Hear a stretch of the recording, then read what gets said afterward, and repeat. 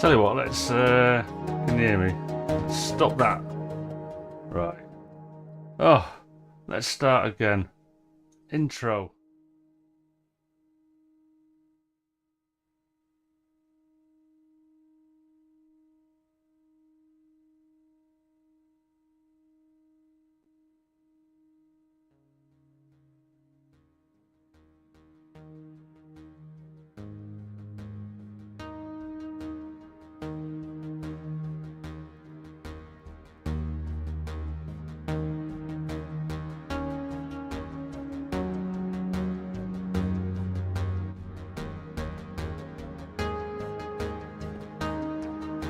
Yeah. Can you hear me? Let's have a look. We've got a mic. Yeah, I've got a mic. Yeah, I think what happened there, I pressed spacebar. I thought Reaper had focus. So I pressed spacebar, which is how I start the playoff in Reaper. Started playing. And I think OBS had focus, not Reaper, and the spacebar ended the broadcast. Stupid OBS. Anyway, sorry about that. That was a bit crap, wasn't it? I've done that before. Right. What can I say? Well, yeah. I'm not doing a thing. This is me.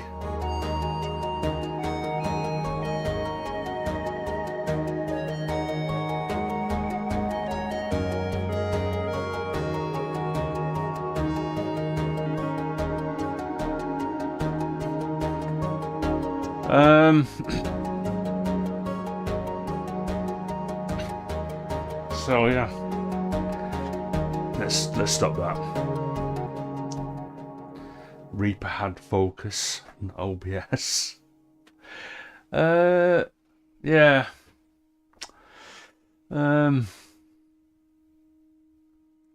So as you can see, the JP8000 now has a proper place to live. It's all wired up, MIDI power, obviously, MIDI audio. OB12 is still here. So just to explain the flow a little bit, I suppose I should start with the Nova, really. I mean, I think Nova is my first item in the MIDI, off the MIDI interface. And obviously you can't, I don't think you can see it even from that one, I don't think. It's just visible down there. So in that little rack unit, let's just turn the camera around a little bit. There you go. So in the rack here, there is just above the Nova, there's an 05RW Korg thingy, which I've not used for years and years, and I'm still not sure about it, but I thought, you know, I've got it still. It still works, so I'll stick it in the rack. So I've got there's MIDI comes out of the Mo2 Microlite, one of the channels, into the Nova. Because I don't have enough MIDI channels, I've got to daisy chain some equipment. So the Nova, there's a Nova through connection, fortunately. So that goes out of the Nova into the 05RW. The 05RW has got a through as well, so that goes down to the DM5, which is off, and the Nova, the 05RW is off as well, because I'm not, I couldn't get them set up last night quick enough. I was at it till about 12:30. So yeah, I've managed to save 2 MIDI connections there. So everything from the rack or in the rack goes MIDI into the Nova, through the Nova to the 05RW, through the 05RW down to the DM5. And obviously they're all on different channels, or they will be once I've set them up. I've got to set up the 05RW yet. I think the DM5 is already set up to default to MIDI channel 10 for percussion, which is normal.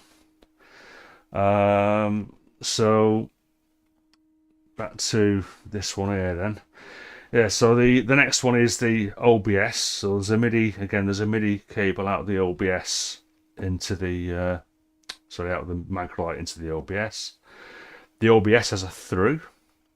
The JP8000 doesn't. So I had to go into the OB12 first, then go through and into the the JP8000. That works. So that's okay. That.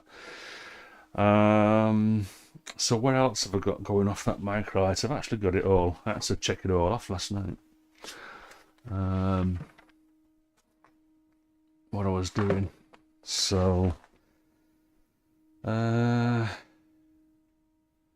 Alright, yeah, so Microlight. So the Microlight 3 output that feeds into the little West Pest here. Then the Microlight 4 goes into my Dopefer A194 USB MIDI to CV gate, blah blah blah. This has got a through on it, this Dopefer thing, but I can't. It doesn't work as expected. It's difficult. It's not difficult. It's just not worth explaining at the minute. But it doesn't work, so I don't bother using the through on the Dopefer A194. But I can send a clock out of that into the Metropolis. So the Metropolis is synced up at the moment to the A194. But the Metropolis, it's not sequencing anything. I just wanted to see if it would work. The clock would drive the Metropolis. And then the last of the 5 connections on the Microlight, Mo2 Microlight, goes to one of the Disting EXs. It goes to the which one is it? Oh, it's this one. Yeah, Disting EX number 1, which I've got set up for the wavetable synth. And then, as well as MIDI out on the Microlight, I've got 2 octocapture units. So again, if we go back to that picture there, those 2 little lights there, I've got 2 octocapture units which are linked via SPDIF, digital coaxial, so that I get a total of 18 audio inputs, which I've maxed out now. But yeah, they've got their own individual MIDI outputs, just the one MIDI out on each.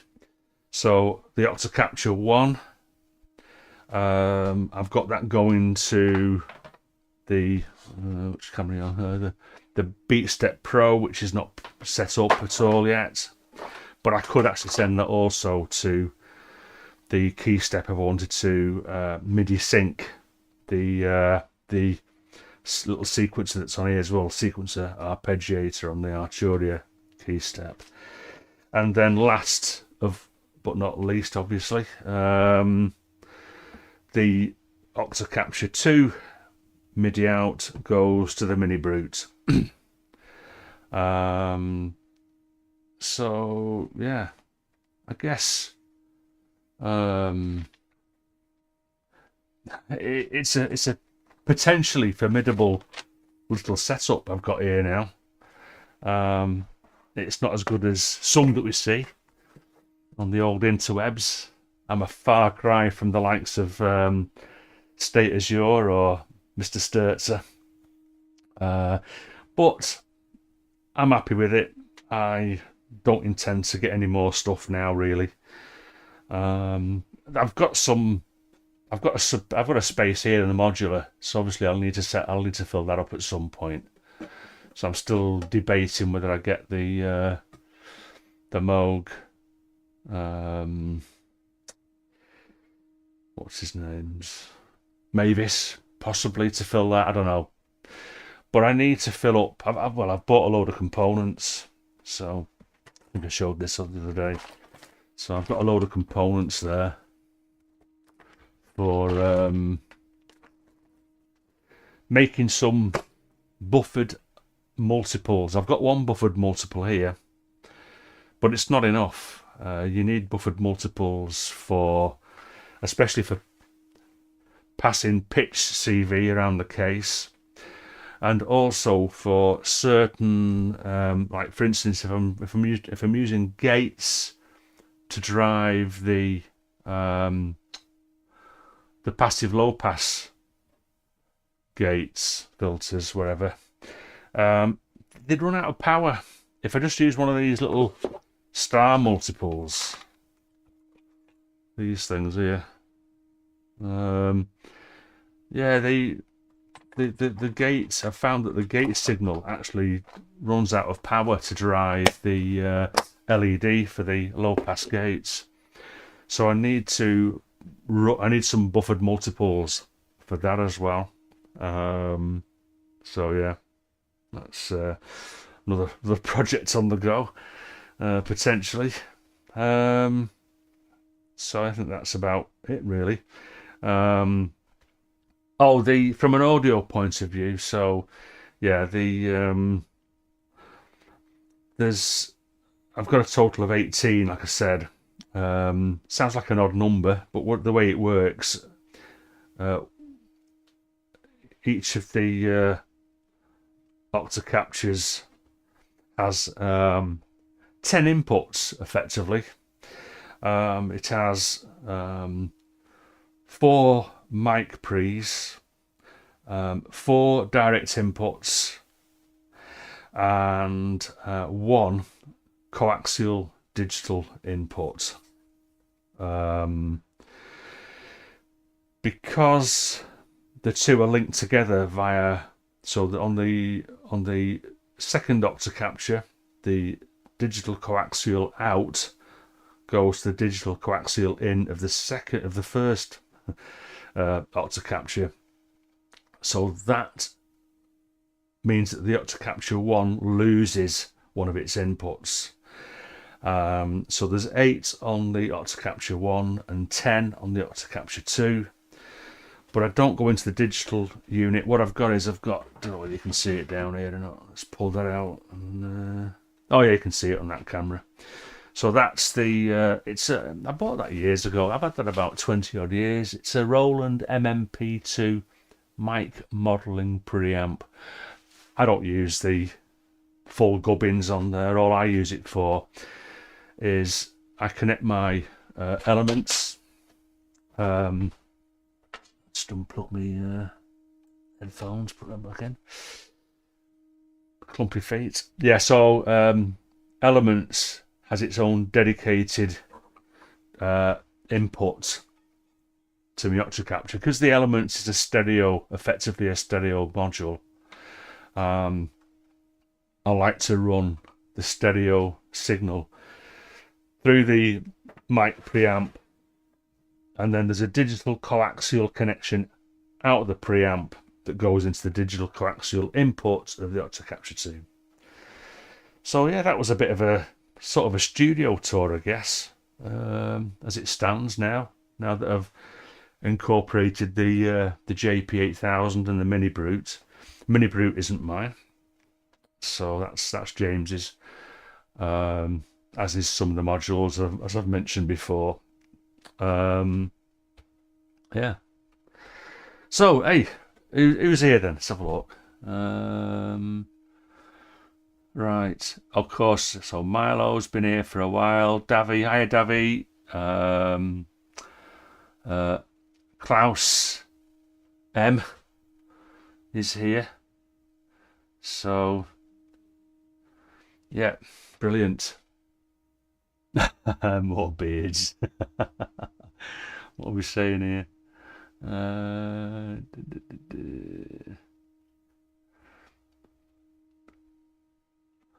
Yeah, morning Maltus. Oh, Klaus. Yeah. Did that? So yeah, I forgot about that. So if we go to that one there, that camera there. Oh yeah, it goes, looks out the window. You can actually see out the window. There's a next door's garden and stuff. Yeah, okay. But I'll turn that back round now. For what it's worth.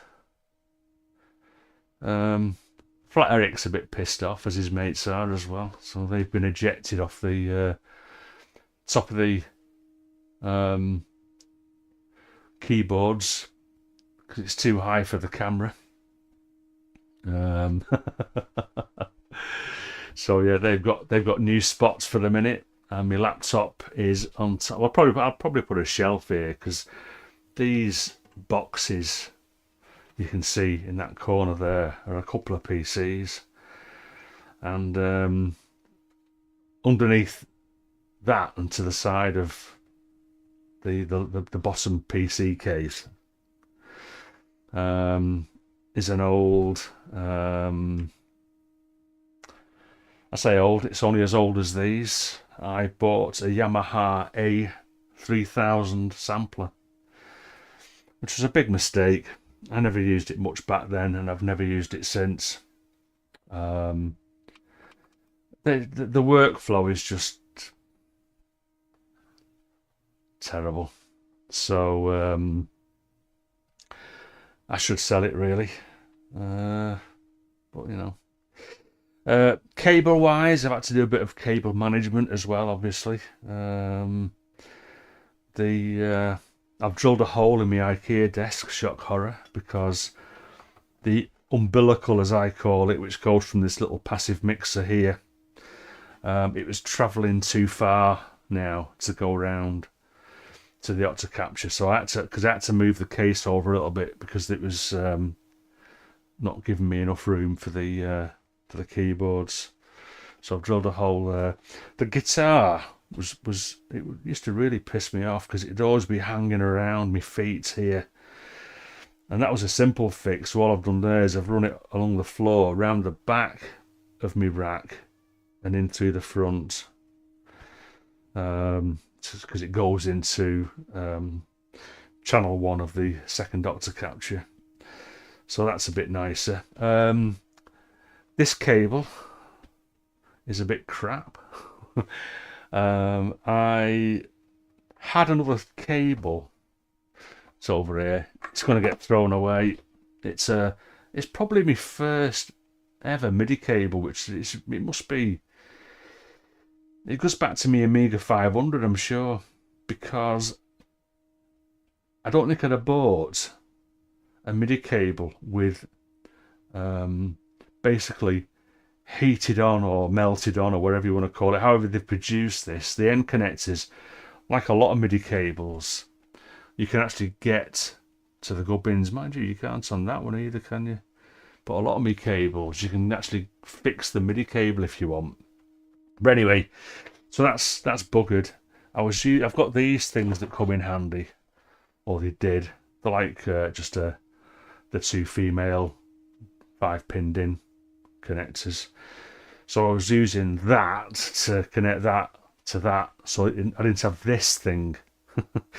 So that looks really rubbish. Can't see the other one. So yeah, it's this thing here. What a load of crap that is. So I'm going to order a couple of new MIDI cables today, I think. Get a couple of 3 meters and probably a couple of 1 meters. Yeah, so because the key step has a MIDI out, there's a MIDI in as well, 5-pinned in MIDI. So that can come in handy sometimes if I wanted to use the key step for playing one of the distinct MIDI compatible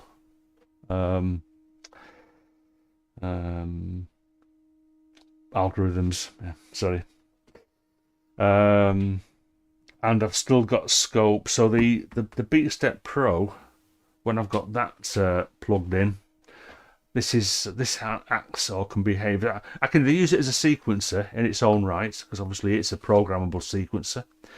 It's got 2 sequencer parts and a percussion sequencer.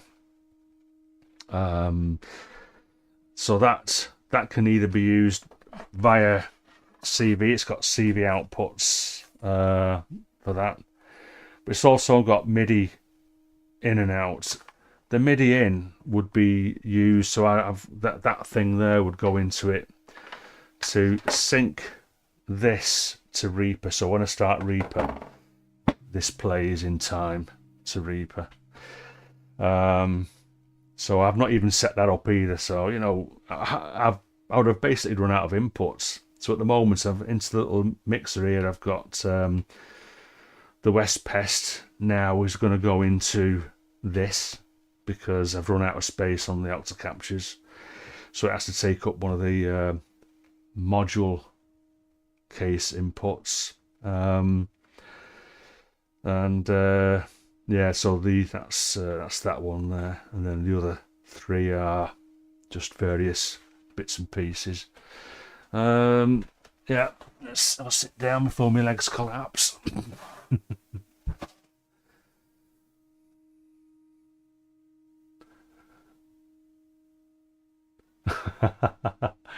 Yeah, the window is the entrance of the soul. And there's another saying that windows are for looking out of, not into.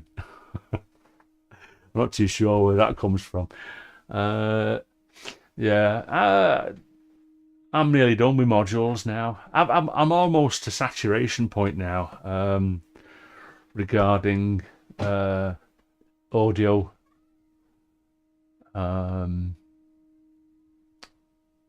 Sources. Sorry, I keep thinking what to say next. Yeah, so audio sources. I think I've got plenty now. Would have been nice to have more inputs, but I think having limitations is a good thing. And they say less is more and all that. So I need to work out now, I think, how I'm going to use what I've got. So yeah, thanks Davy. Yeah, I do like my little setup here. I'd hate to have to downsize and get somewhere smaller, but for now this is the studio. I don't know whether it's worth, if I just move this camera around a little bit so you can see the this is where I sit over here. This is me PC. So a couple of monitors there. They're just they hardly get used, to be honest. I don't have a treated room, so it's not worth using them. So yeah, that's my music PC with a bit of junk on top that needs tidying up. Actually, I've got a bit of a problem. My room has got, what you can't see is just to the back of my ear, and I'm not going to put the camera around anymore. It's a big IKEA shelving unit, and it's absolutely full of crap that needs sorting out. So yeah, that's pretty much really my full studio. And I can't get the camera back anymore because it kind of cuts off the table over in this corner here, but whatever. It is what it is, I guess. Oh yeah, Klaus. Hiya, mate. So let's have a sit down. Let's have a think about what to do here now. Is it worth going through what I've got going on? I mean, it's not a particularly it was more for a proof of concept, I guess, to make sure that at least the connections that I've got sorted out to date all work. And I generally do this. I do this when I get new plugins as well. I'll probably just set up a project just for checking out what the plugin does. So many things to do. For the Novation Nova, Let's go on off at a tangent. I tell you what, well, actually, it starts with a Novation Nova anyway. Let's just turn all these off, and I'll just go through the sounds. And well, they're not you've already heard these, to be honest. If you caught my live stream on, when was it? When did they do that live stream? Tuesday, Wednesday? Oh, can't remember. Days fly by. Let's put that camera up a little bit so you can see my beautiful face.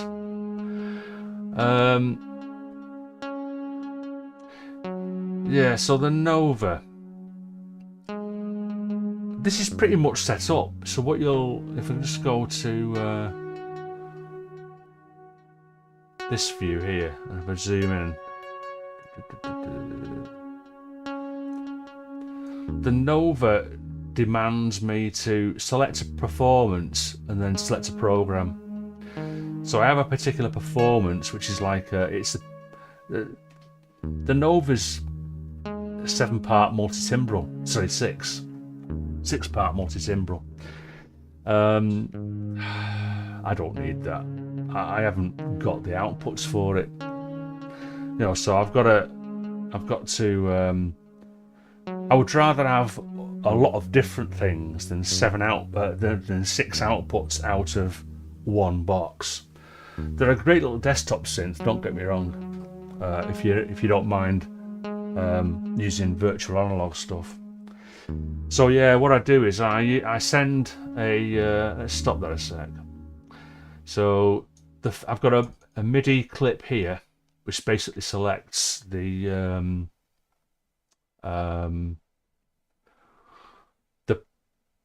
performance patch or performance preset that I use to then select the I keep forgetting. So yeah, program. So you've got performance and program, and I select 126. So that's what that 126 is there. If I double click on that in Reaper, actually it should. Oh, I see. Oh, it's the wrong one. Let me open up if I load that file, should be that one there. The Reaper uses a similar. It will use INS files which come from Sonar, I think. So if I click on that performance, so I can select performance bank A. I think is there only one performance bank? I think there is actually. Okay, but if I go down to, let's put my, will it? Oh, hold on a sec. It's just tangled up. There you go. So I don't know if you can see that there yet. Okay, so you can see where it says perf 126 and it's multi-channel 1 to 6. So if I change that to say 127, click OK, and then play. Oh, should rewind first. Well, that's weird, isn't it? It says channel 7. Yeah, that's right. Well, that's not working, is it? What a wally.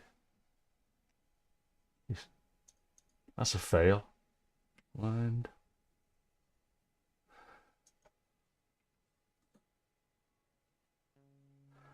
It's not selecting. All right, cheers. Thanks for catching up that first bit. Sorry it was a bit boring this morning, Milo. I wanted to go through what my studio was looking like, though. Yeah, so that's not worked, has it? I'll put that back to 126 anyway. Well, cancel. Let's have a look at that one there. So Novation, yeah, that's right. That is weird. It's weird that. Make that 125. Yeah, it's not working. It's not working. I'll put it back to 126 anyway. And I'll have to have a look at that. I'm hoping that at least if I go to program on here now, oh, that's interesting because, well, if you can see how it says, let me just move my camera up a little bit, zoom in a bit. So it's on prog A000. If I go to that, I wonder if it's because I've got MIDI enabled. I should have. So it should now, if I press play, it should change that to A004. Let's try that.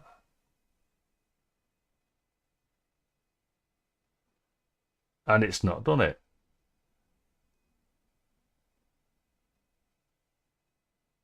How weird.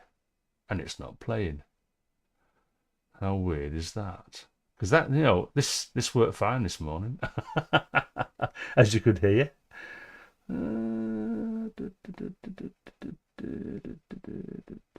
He says, singing into his lav mic. Go back to that there. So Nova. Oh well, that would help if I actually put that onto there, and then that needs to be changed to 7. Okay, because that track should be the one with the performance on it. There you go. And but that's right. So that one there is. I shouldn't be doing this now, should I? I should have this all nicely smoothly worked out. But so if I go back to perf and make that, I'll just manually change that to 125. So by rights that should change to 126. Oh. Well, that is so weird.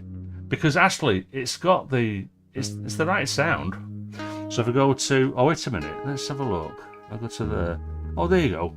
So that says, let's go back to the beginning. If I change that manually, that so that one there, if I change that to 1, stop moving the camera around. So when I press play,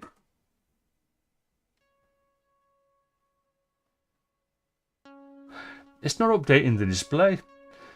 It's playing the right sound.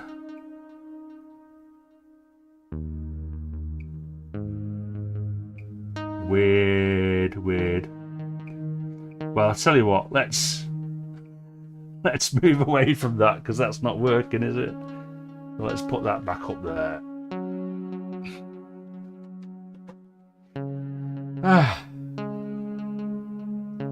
That'll come out on the cutting room floor, won't it? What a waste of space that was. But, so what I wanted to show you, I guess, I created some simple sliders using JSFX. And again, I think I showed this the other day. So,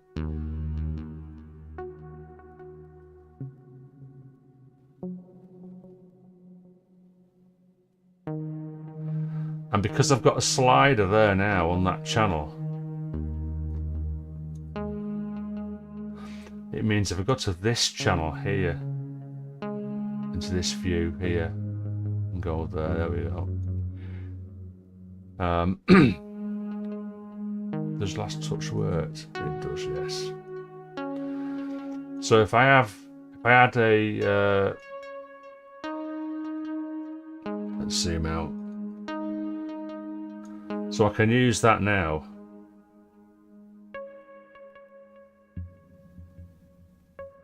To change the filter over time.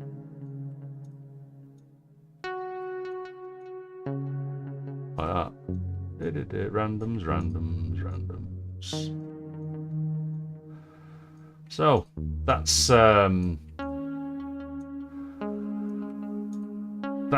a feature that I like, being able to do. because it means I can do a certain amount of like composing, if you like, early on for the sequence parts. So that would include volume automation. Look at that fading out at the end.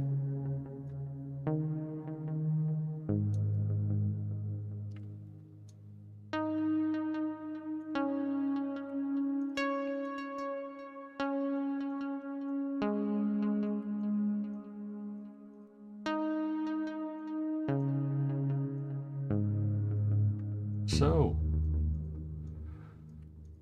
bear with me a sec.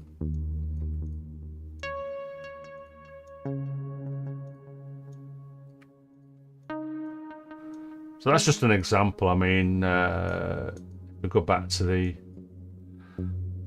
that particular thing. I can change resonance, filter overdrive. Very subtle, that one. I think it depends what filter lever you got on in there.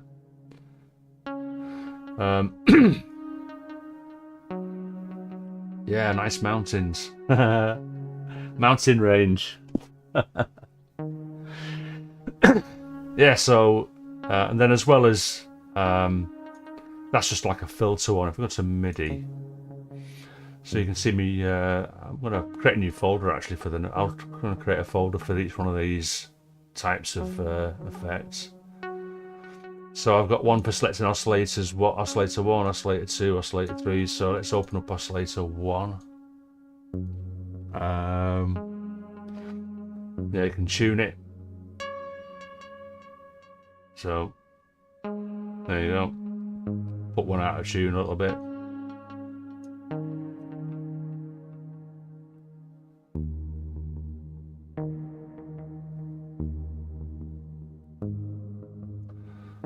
Yeah.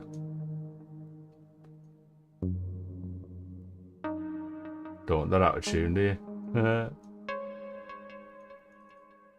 Yeah, probably that's not a good one to put on that. Pitch envelope actually would work well if it's a bit more subtle. There's like a pad sound.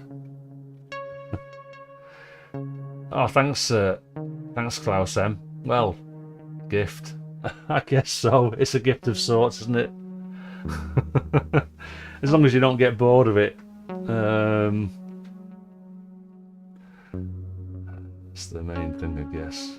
Because I mean, I'm always amazed by you guys sticking by me and listening to all my waffling. But the reason I'm showing you this is I need to do the same thing now. I need to create more of these for some of the other instruments. I think for the OB12. Oh, good morning, Will. Are you alright, mate? How are you feeling this morning? Good to see you. So, yeah.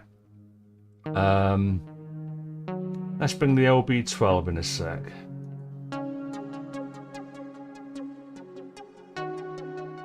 And I'll put it back in the middle. And I'll turn the other one off, actually. I won't. Now, so OB12 MIDI. What I like to do is I create a different track for the CC. Stepic's a bit weird. So let's create a new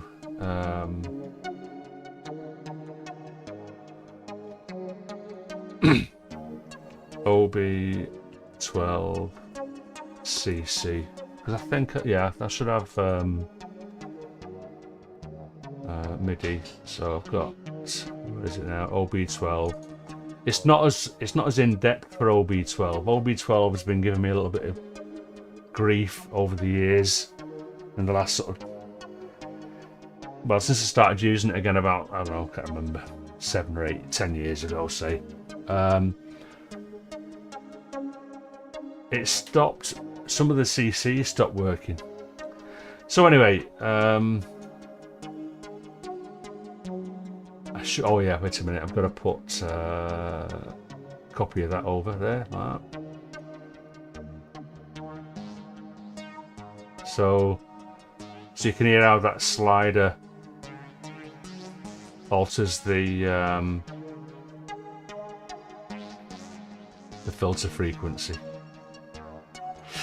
And just to explain, I mean, these are outputs. So if I click on that again, this is the hardware output. So these are all the different outputs that I've got. And I suppose it's interesting to sort of mention at this point, I've gone through the process of naming all my outputs, both MIDI and audio, so that they represent the thing that they're associated with. So that one says ML1 OB12 and then greater than arrow JP8000, just to indicate that I've got the OB12 and the JP8000 daisy chained. Same with the Nova. The Nova goes out, so it goes from Microlight 2 into the Nova, into the 05RW, into the DM5. So I've tried to make this as accurate as possible, so it indicates what I need to choose. So same with the audio. So if I check any one of these audios and go to the mono input, say, so I've renamed all these. Mod 1 is modular 1, modular 2, modular 3, blah blah, to modular 6. That's all those inputs on the little box. That's the mini brute audio in, the 05RW audio in. VS Link, that's the SPDIF digital coaxial thing I mentioned earlier. Next door's cutting his grass, which is fine, I guess. It's a free country. Guitar in, OB12 in, Novation, Nova in, JP8000 in, so on and so forth. So yeah, that's all the inputs. If it was, some of them are stereo inputs, so we need to, like say the DM5 and Elements as a left and right thing. Yeah, so that's how I've set up Reaper at the minute for this.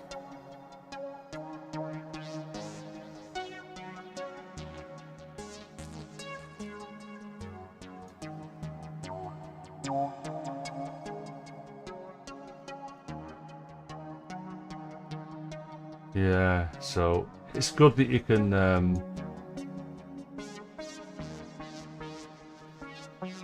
automate all these different parameters. It's what makes a sequence move, if you know what I mean. Gives it a little bit more interest if it's changed over time. And in fact, you can. So if you notice, filter frequency is CC37 on this.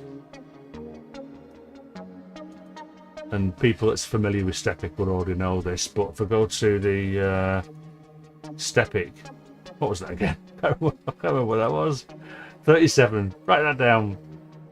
So Stepic, if I go to automation and make that CC37 and then turn it on,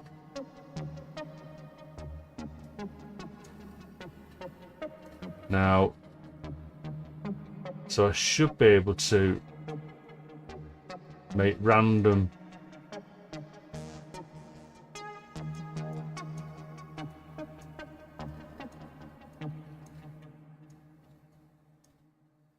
yeah, it's faded out there, isn't it? It's going back in again now. I could shut my window, but it gets too warm even though we're going through a little bit of a cool spell in the UK at the minute. What temperature is it now in here? It's just getting over 23C. So anyway, so if you know the CC number of the parameter you want to automate within Steppy, you can do that. And I could do the, let's put all those down. I could, can you randomize these? Oh no, that just randomizes the, oh yeah, okay. Oh, that's a bit odd, because, unlike,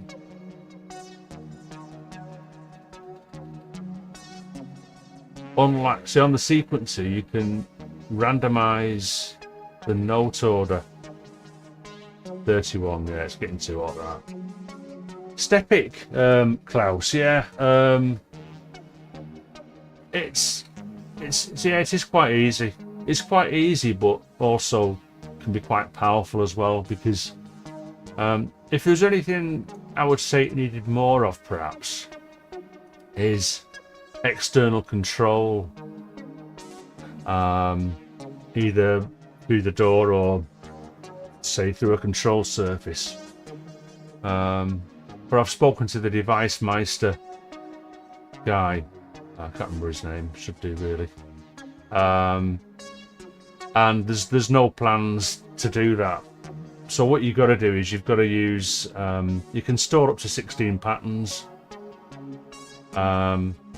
So it kind of helps with not being able to automate, say, the number of notes or whatever.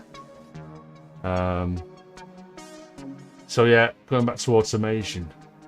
So yeah, sorry, I went to sequencer because yeah, I was explaining that in Stepic you can randomize these little dice here, randomize the order of the notes being played.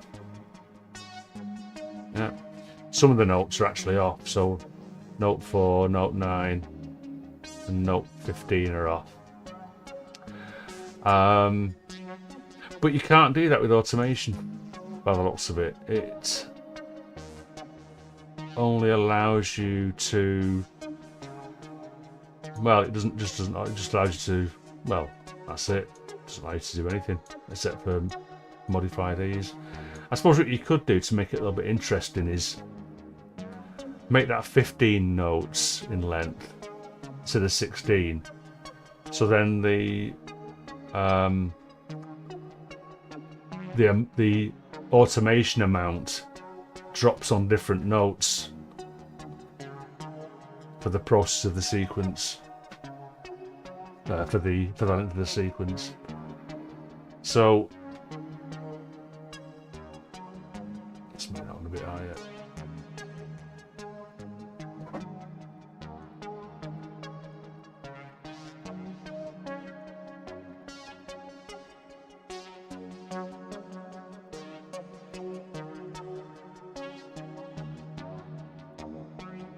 Yeah. Yeah, so that's the OB12. The JP8000 seems to be a bit quiet, doesn't it? I've not set up, but I think I'm sending this out on, so if we look at JP8000 on the MIDI, so Stepic there, it is going out on the, so it's taking input from the OB12, so it's coming out Microlight 1 into the OB12 and then into the JP8000 channel 2. So the way it's working at the moment, and it seems to work okay. So the OB12 works on channel 1. So OB12 MIDI. You can see that brackets. Actually, I don't know if you can see this on this because this is a 2K monitor, but that says square brackets 1, and that's the channel. That's the MIDI channel that it's sending out on. So if I go to that, it sends to channel 1. Yeah, the OBS receives its information on channel 1. The JP8000 receives its MIDI via channel 2. So there's an awful lot of noise there. I think that's a hum from the, well, it's obviously from, so I just put a EQ on that. Bear with us. If I stop the sequence. Oh no. Oh, mind you, yeah, that's interesting, he says. Let's go to somewhere. Now that doesn't bode well, unless, let's have a look. It might be, oh no. That is a lot of noise, isn't it? That's a lot of noise. Let's take the chorus and stuff off here. I'm hoping. Oh, that's interesting. Yeah. So, sticky output. I have to keep my eye on that. So that's that horrible noise gone away.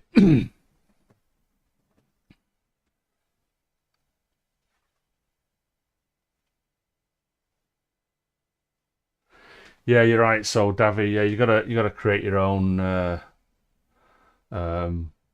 Once you understand how your hardware works or your software, because it'll control certain. Yeah, it was a bad cable. Oh, not a bad cable. Will bad connection, I think. So I wobbled it and it went away. The cable should be fine. They're good. They're quite good connectors on these cables. I've had them ages. And some of them have gigged, so they're quite yeah, they're quite good cable. Yeah, so yeah, no presets for the automation, so you've got to create your own. That's right. Manual is very basic. Yeah, okay. I mean, the guy's a Discord, so any questions you can go on his Discord and ask on the Discord any sort of questions like that. So it's just, oh, now that makes a difference, doesn't it? What a difference that makes. So yeah, I'll blame Flat Eric because he was lying up there before the stream started, and I said, look, you can't stay there, mate. You have to move. So I reckon it must have been him. Now then. So I should be able to send, so at the moment I've got JP MIDI, JP, let's create another one, JPCC. So JP8000cc, and I need to send that to channel 2. Let's put it in the middle as well, put that in the middle. So I mean, obviously I can change manually.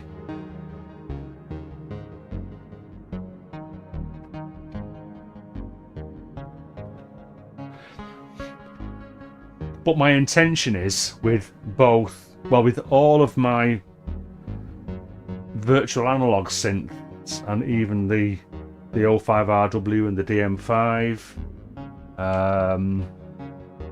Let's change the camera while I'm standing up. You don't want to look at my fat ass in the webcam, do you? So what the intention is I will have JS plugins specific to the synths that will effectively store settings. So all I've got to do when I start up is select the correct patch for the performance. Different synths call it different, so like it's called a performance actually. So on the JP8000, it's a performance sort of patch. Performance contains two patches. The patches are the individual presets that actually make the noise, and this is using the lower. So the lower is set. It's receiving MIDI on MIDI channel 2, basically. So I always go to the lower, MIDI channel 2. I could change that, but that works. So yeah, so what I was saying was, I'll make some JS plugins for this as well, so that from Reaper, let's go back to Reaper. I should be able to experiment with this actually, and I tell you what, let's. Is it worth getting the manual out? I've still got the manual here, obviously. He says, oh my goodness, where is it? Roland, no, it's the wrong one. It's a thicker manual on that, and older. Oh, well, that's weird. MP. I must have had it out somewhere because oh, look at that. Oh, wait a minute. I thought I had a Geno 6. I had a, where is it? I had a Geno 60. I've still got the manual for it. Weird, because I don't have the synth anymore. No.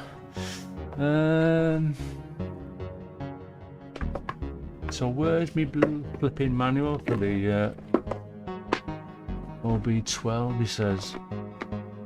Not OB12. No, this is the manual for the OB12. The state of that. Let's go back to that a sec. That's the manual for the OB12, and that is all. Is it? No, it's not all English, is it? I think it's. Oh, wait a minute. It's. Oh yeah, it's half English, half Italian. So there you go. So it's still a considerable manual, really. It's quite a powerful little synth for it is, really. But anyway, I wanted to find the JP8000 manual. Where are you? Everything's falling off now. Oh, is that it? What's that back there? Oh no.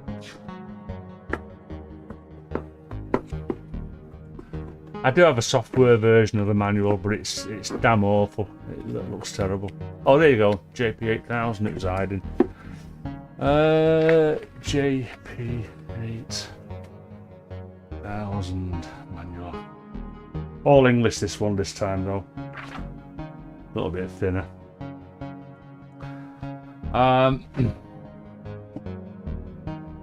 That's Klaus. Yeah, I'm loving the setup at the moment as well, to be honest. All I need to do now is actually make some music.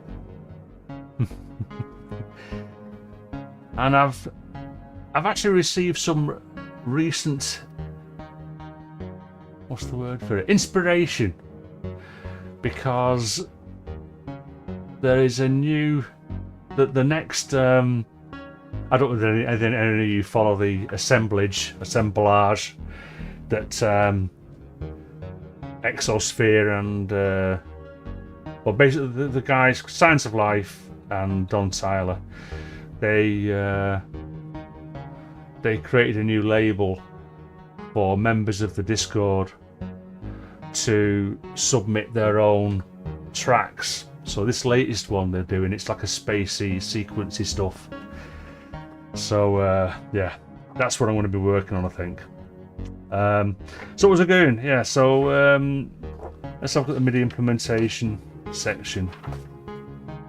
So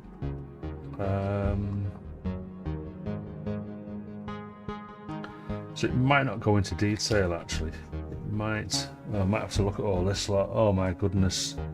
Hexadecimal. Oh no, don't be doing that. I mean, I will if I've got to, but so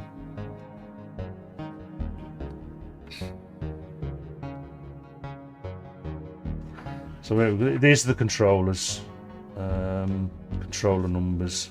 In fact, oh no, okay. Oh, parameter list. There we go. I should have probably gone from the other way. So filter section. Oh no, that's just the parameter list, not the CC numbers. CC numbers. Performance common parameters. Bear with me. Oh, there we go. So let's say filter section. So that's, according to this now, it's CC74. Oi up, Rip. Yeah. That's for tuning in, dude. Right, so what did I say? So CC74 controls the cutoff frequency. So I could do the same again. So the Stepic instance, I could go to automation, type in 74 there because that's the CC number, turn that on, and it doesn't work. How annoying. So that's something I've got to look into then, isn't it? For some reason.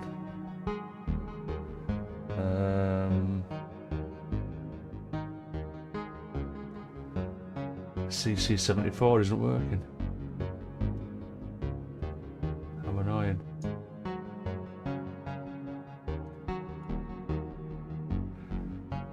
Yeah. What a shame. What a shame. And this is the slightly frustrating thing, but it's just me. I've just got to dig into the manual a little bit. Find out what I'm missing here.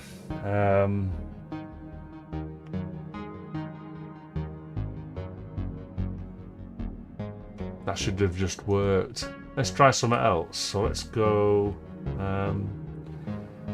So I've set up that for MIDI channel 2. I mean, it's receiving the MIDI because it's playing the notes. So it's definitely getting MIDI through, but for some reason it's not changing the CC. So that is weird. There's something called Slider Mate. I wonder if that'll change anything.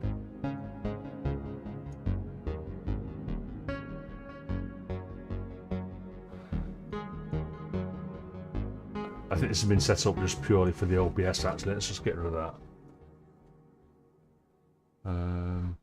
Oh, it's just come back to the beginning. Let's get rid of that one.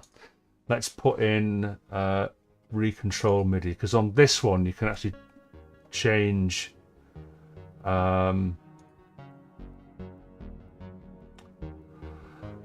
let's make that it was CC74, wasn't it? So let's try and find CC74. Now that's annoying because it's used common, instead of naming them all CCs, it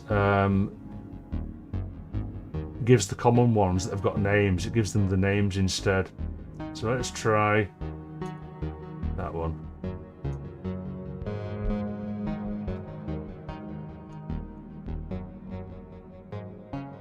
So that changed something, didn't it? But what did it change?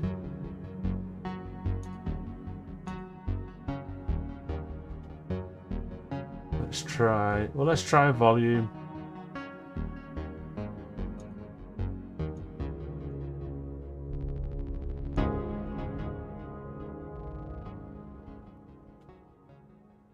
Oh, that is weird, isn't it?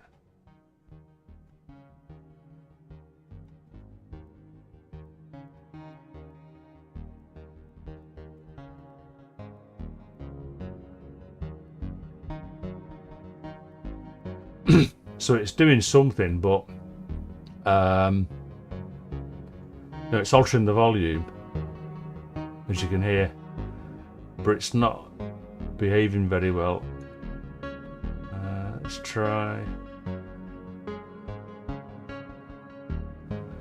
Why can't I just do a CC74? Annoying thing. Let's have a look something else on here then. What's CC? Let's not know it's the range.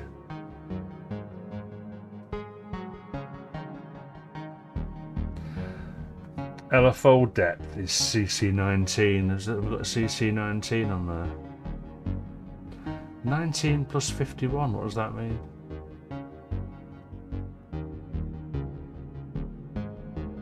Yeah.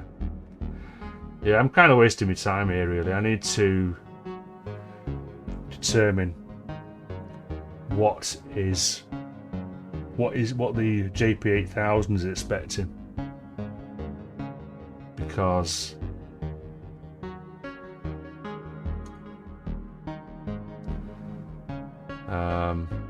that's not working, is it?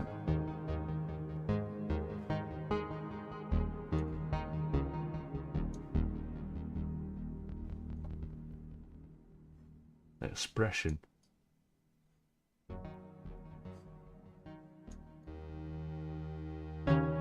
Yeah, so it hangs the notes for some reason, doesn't it?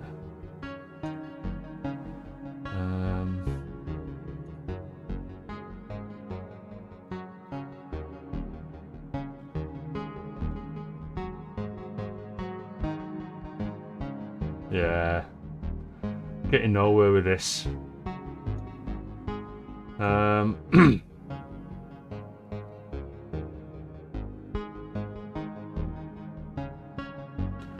So that's something for another day, I reckon. RTFM, do some homework. So let's bring the OB12 back in. And they were panned sort of like, well, I don't know, 50%, say.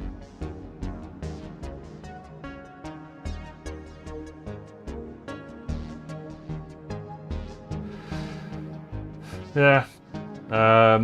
Mini Brute. A very simple, more like a percussive element, really. So whereas Stepic, it's literally just the same note. I've got it on random, but for no, because I did try changing. Let's make all these here.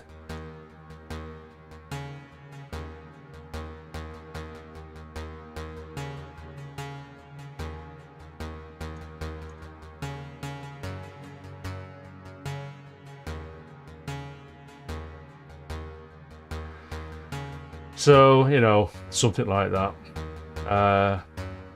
To be honest, what you've got to be a little bit careful when you're layering sequences like this is that you'll get clashing notes. You'll get notes that are just too close together, and so they just sound too dissonant.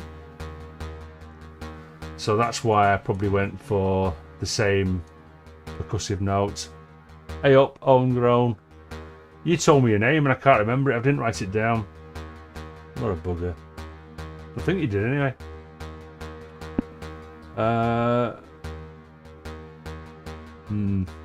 Yeah, so thanks for tuning in, homegrown. I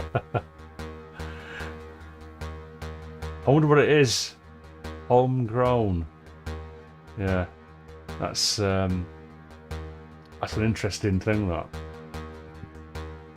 But is that like that's like a 5-pin DIN? But it's an ohm sign, isn't it? Your logo. It's like an ohm sign with, is it leaves? So yeah, that's interesting, that. I'm wondering what it is you grow. Steve, right? Okay, Steve. Yeah. I'm gonna write that down because I like calling people by their first names if they don't mind. So I ask the first names and then I forget it.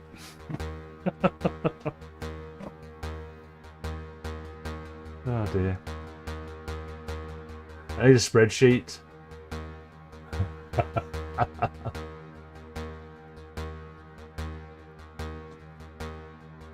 Not that I have to remember that many names, but okay. So yeah, annoying sort of twangy mini brute thing I've got going on here. Now, one sad thing for me, which I suppose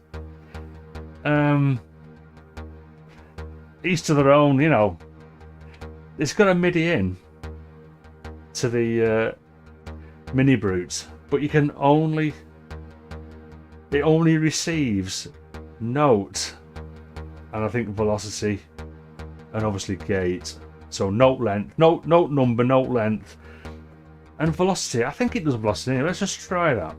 So, in fact, let me just change it so that let's have a look on here. I want to set it so that velocity alters something. Where are we now? I've still not got really too much into this thing.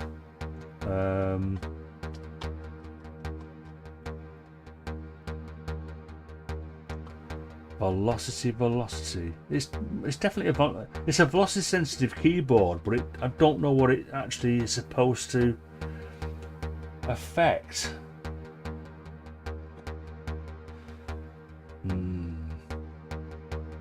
There's nothing on here that says velocity depth and what it affects. What a bummer. So maybe it only recognizes.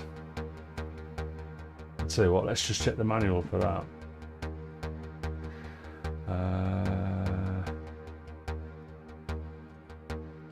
Downloaded the manual yesterday. Manuals. Bear with me. Let's put something else on while that's playing.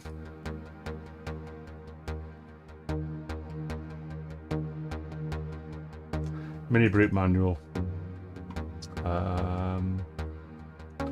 So let's go to the MIDI implementation page.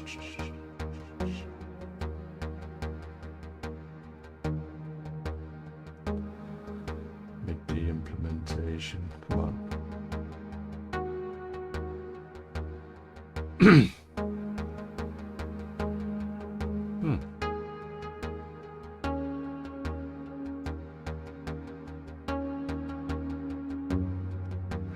Oh, wait a minute, yeah. I mean, you can. It definitely does something with velocity because there's a velocity curve selection in the global settings. You've got to go onto the software, the MIDI. Is it the Arturia MIDI control center or something like that?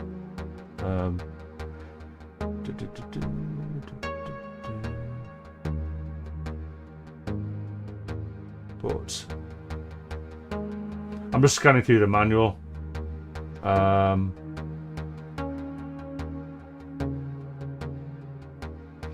So sort of, let's just see what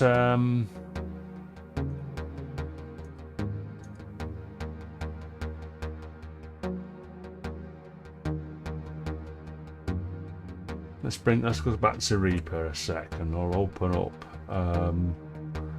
the Stepic instance, and let's try velocity here. Got one, don't you? So this is quite normal. When you take the gate down to 0, I suppose you could say it would be expected behaviour. It just turns it off altogether. But a value of 1.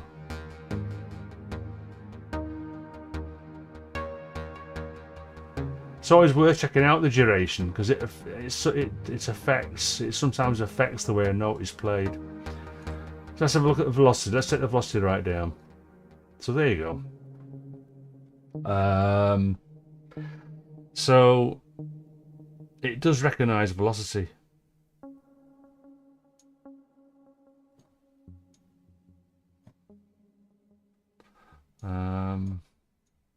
Let's make that 15 again, just so that it kind of, just to give the boring, it's a boring sequence anyway, but it might just make it a little bit more interesting.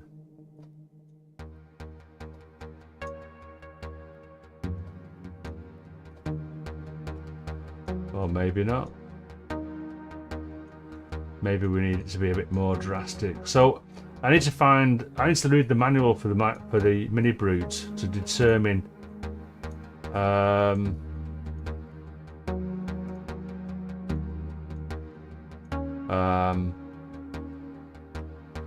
what parameter or how the velocity affects the settings, the parameters. Yeah. So is it not working now? Let's make that one max 127. Perhaps it needs a greater swing. That's weird, isn't it? Let's bring them all down again. So that's 0 velocity. Let's bring so let's make this 1 or 2.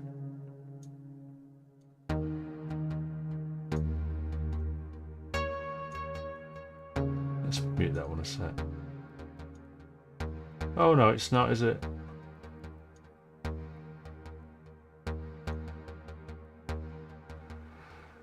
Well, that is just weird.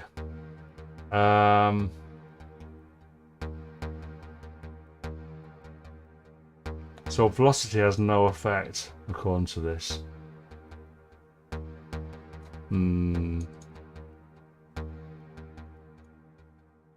Yeah, I'll have a look into that. So basically, if you wanted to say make the mini brute more interested until I've sussed out how that velocity works, you've got to just manually change stuff, which, you know, actually isn't a bad thing, because, you know, part of a performance is that you're hands-on, at least with some things. So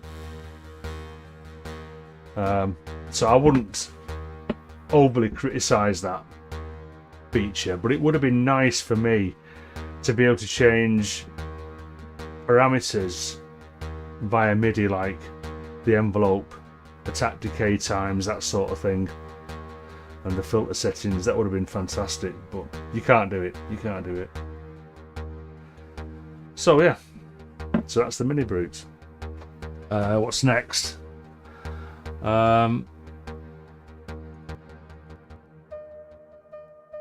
Now this might need tuning again. So this is the basically I think it's this one here. So if I mute that a sec, yeah.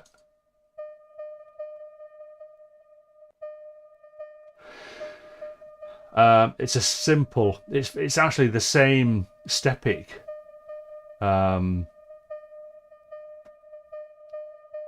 Instance as I just copied it from the mini brute, but because it's random, it kind of okay. What I didn't explain, I've got a divider going, so I've got these on random again.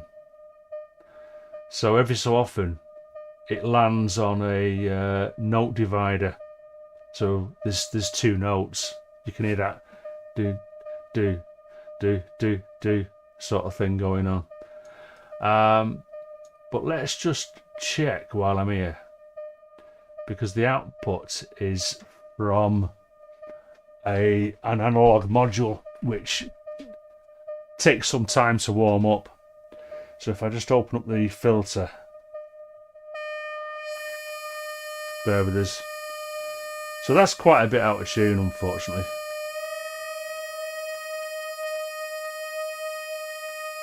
There you go. Close the filter down.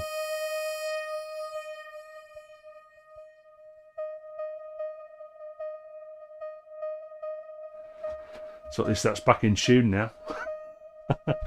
Analog, eh?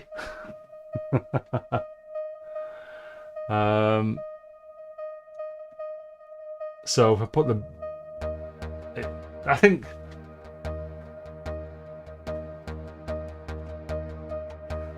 think those two kind of complement each other in a way.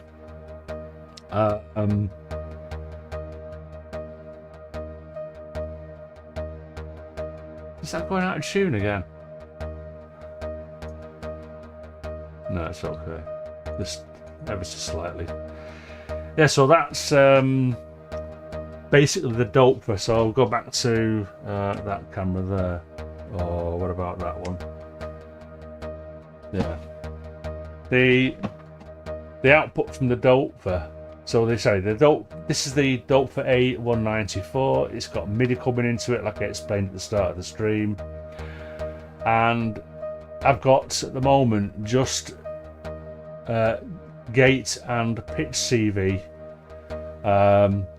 going to the case, and I think it's this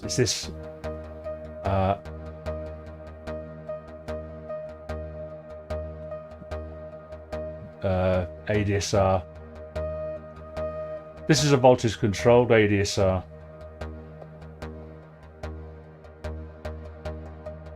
So I could say put an LFO on there to affect the decay time.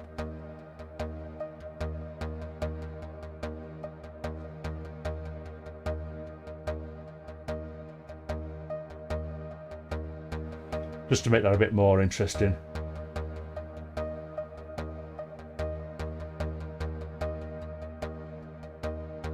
So you can hear that slight difference in decay time every now and then. Yeah. So that's the doper and in action. Modular 1, then West Pest, and this is a non-random straight sequence. So let's go back to Reaper. Just a simple, but as I said, non-random sequence. Now the West Pest has got an input for it's called, what's it now? In fact, it's not an input. It's got a multi-output, and you look at the manual. Basically, what that does is it allows you to use a CC on top, so it, as well as receiving note number, note length information, it will receive one other thing, which you can then patch into wherever you want. But I've not got that to function. As again, it's like there's a few head scratches on this setup at the minute. I'm sure it's down to me not reading the manual properly or not understanding something, but yeah, so the interesting thing with that is, again, you could use Stepic, and maybe it's Stepic, I don't know. Yeah, cheers Davy, yeah, enjoy your food, mate. Thanks for joining. What time is it now? 11:30, yeah, so about 12 over where Davy lives. Yeah, so West Pest sequence, it's okay, isn't it? You know, I can increase the fold mod depth and the release mod just to, and that's affected by the LFO. So at the moment the West Pest is behaving, should have really answered that one there, shouldn't I really? Yeah, the West Pest is behaving as a contained unit. So all it's got is MIDI coming in and then audio coming out into my little mixer here, passive mixer. Yep, so there's that. Let's turn that off. Disting EX. So let's go to that one. So another similar, let's open up the Disting EX Stepic instance. So again, another non-random sequence, 16 steps. So what I was hoping was that they would complement each other. And in fact, I've got them panned slightly. Go to represet. So yeah, they're panned slightly apart. 40%. I don't know, maybe that needs to, maybe the West Best one needs to be an octave higher. So let's go to West Best. Let's try to open octave.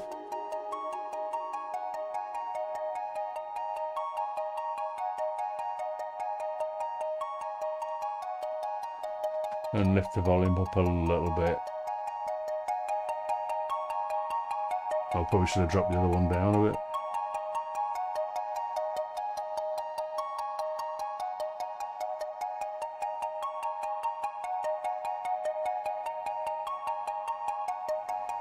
So a nice little, nice little tinkly bit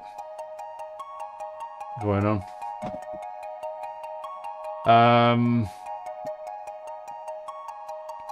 Nearly there. In fact, yeah, I mean, that's all the sequences, actually.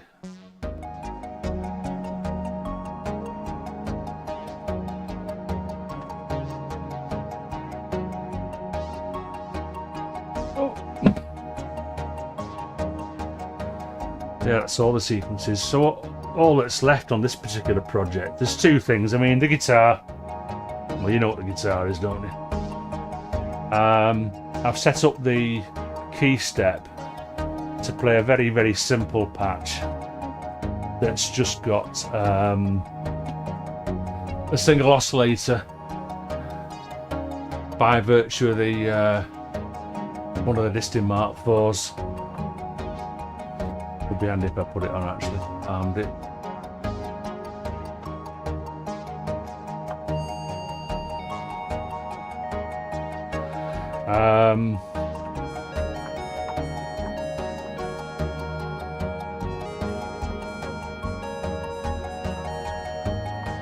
That goes through the Erica Synths Black Polyvox filter.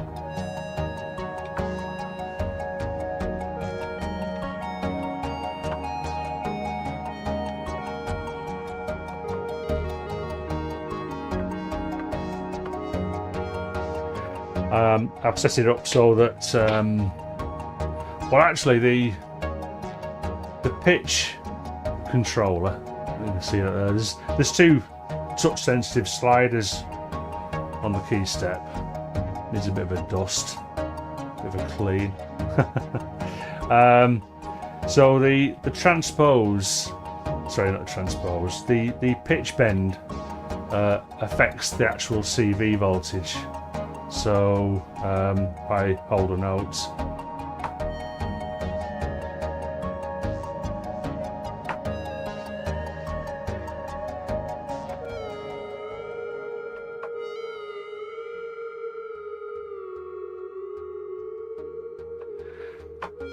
And then as well as that, I've got the mod wheel, or the mod slider thing, set to it brings in a bit of vibrato, so it goes to, I've got LFO coming out from the A146 LFO, just simple triangle wave, goes into a VCA, and that's just so that I can control the depth of the vibrato, because you don't want, well, I don't want, for this particular patch, I didn't want it full on, you know, mad swing of pitch. So if I hold a note,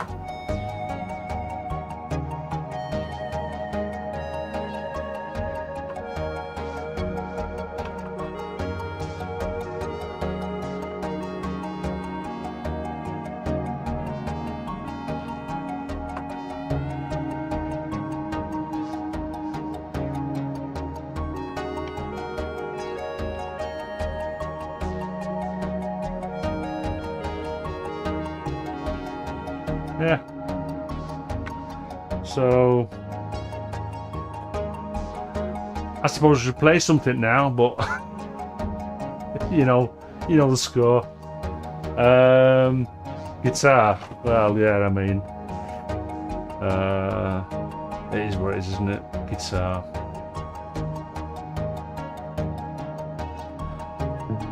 I get it. It was just to, you know. Have I tuned it? I think I tuned it actually.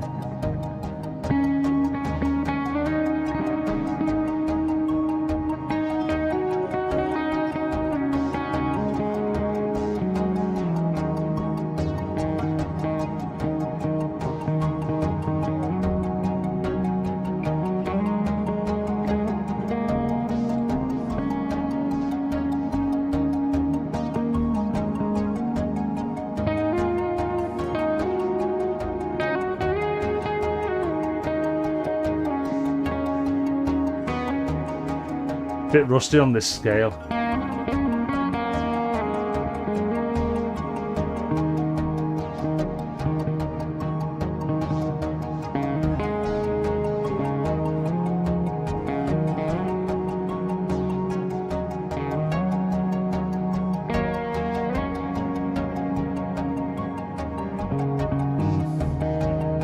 Out of practice already.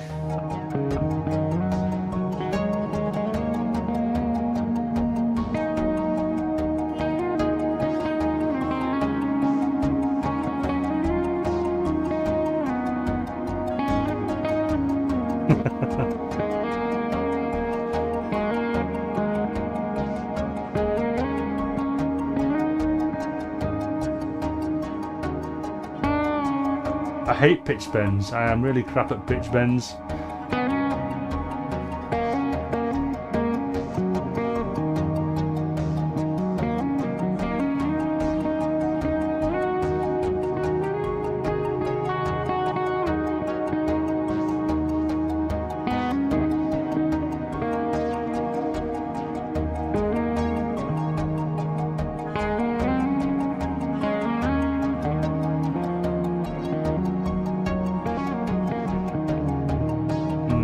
Yeah, that's not working.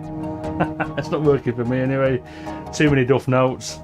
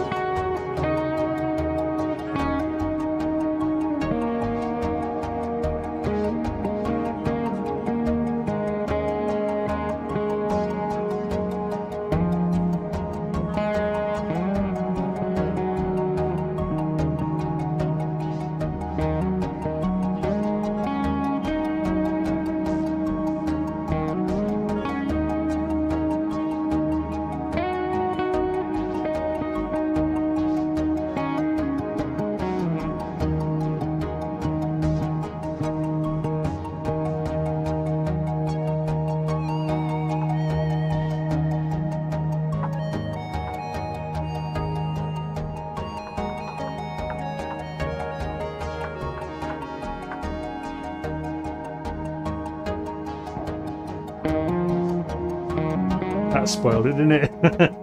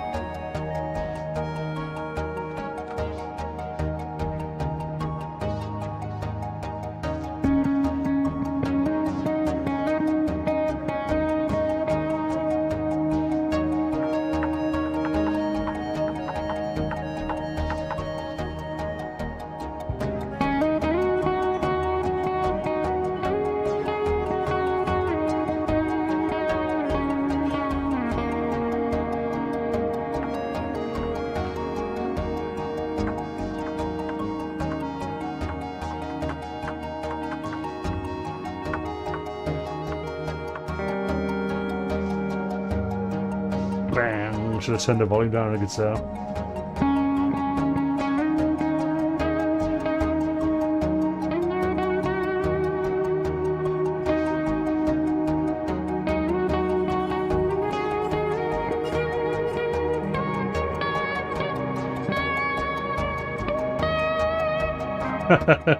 Giant.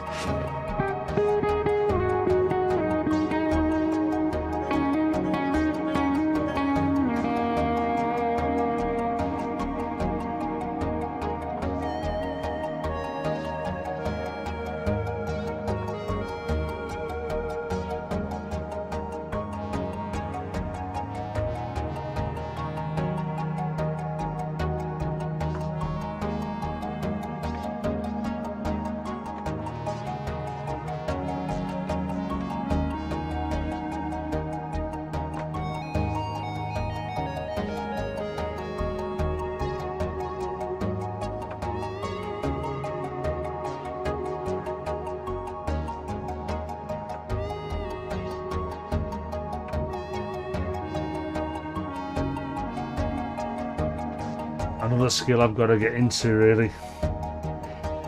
Yeah.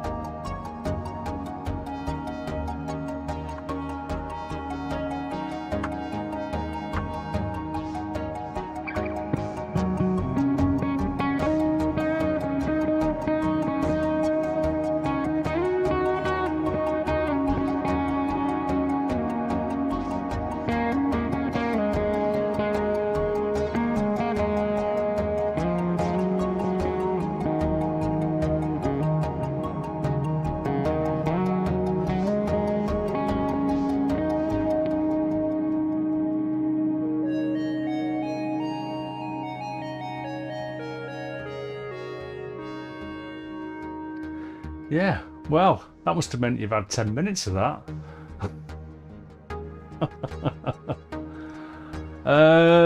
Time is it now? How long have we been going? Nearly 2 hours.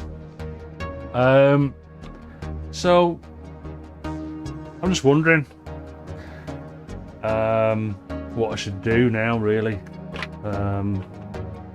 It's not... Get comfy.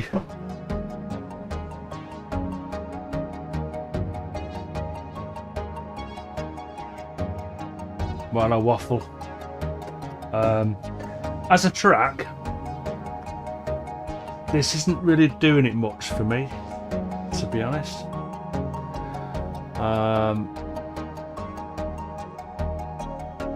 It's, as I said before, it's more of a setup project I've got, just so I, while I suss out what MIDI CCs are and to control which instrument and that all the audios work and stuff like that. So still to do, as I've said, just to recap, DM5 and the 05RW, which I've got, and actually the 05RW has got a couple of nice sounds on it. It's got a nice saxophone preset, which is worth using, I guess. Whether it fits in with ambience or not, I don't know. It's also got a couple of pianos. If I don't want to use software pianos, I could use the 05RW for the pianos.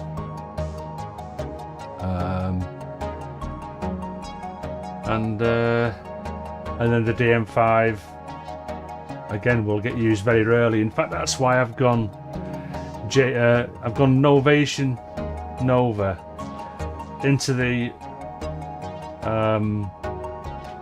05RW first and then into the DM5, because it's unlikely that I'll be using the DM5 without the 05RW being on, if you know what I mean.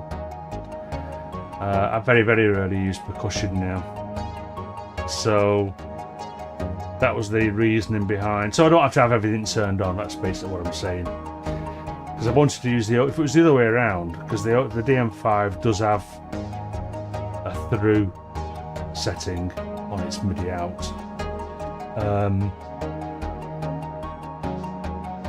I would have to turn on the DM5 to play the 05RW, even if I wasn't playing the DM5.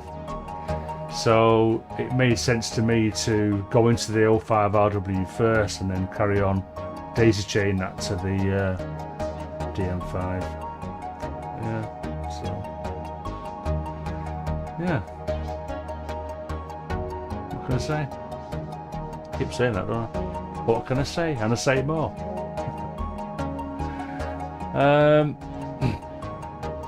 So, any questions? Oh, hey up, Kev. I'm just doing my wind-up speech because I've kind of bored everyone else to death now. I mean, what you can hear at the minute, Kev, is too many stuff being played by MIDI. So I've got Stepic driving the OB12, the JP8000, the Mini Brute, the West Pest, the Novation Nova, and one of the Disting EX, sorry, not Disting, yeah, the Disting EX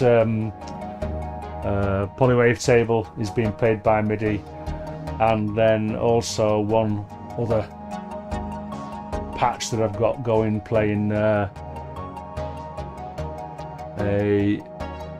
simple sequence, again all played with Stepic. So it's amazing how much you can or how much I can now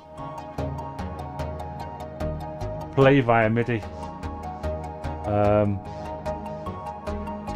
And I guess the next step really is, how do I put together a live performance that is worthwhile watching?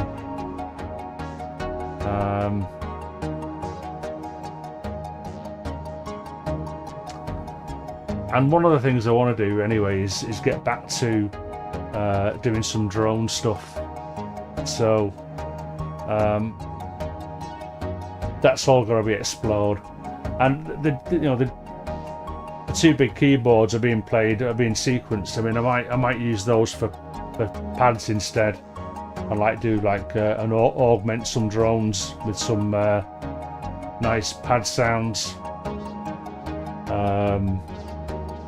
Yeah, so lots of ideas. Just need to do something with it now.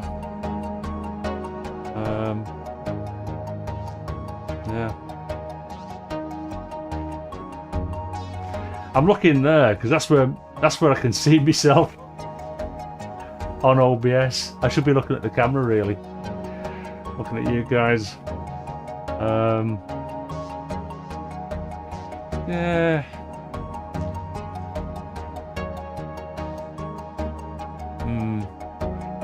You bored yet?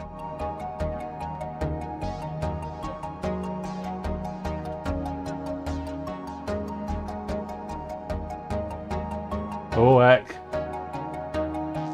Yeah, good. Good that it's all good now, Kev. Don't know what it was, but yeah. You don't have to give details.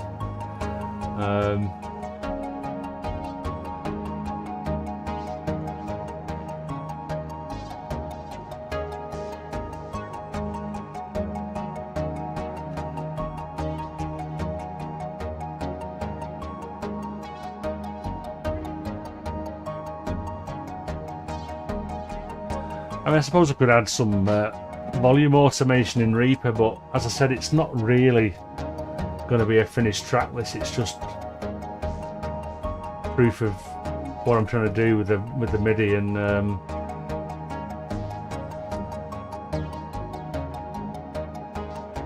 yeah. So doing loads of volume automation other than probably a couple of fades, so it just fades out nicely, would be a waste of time.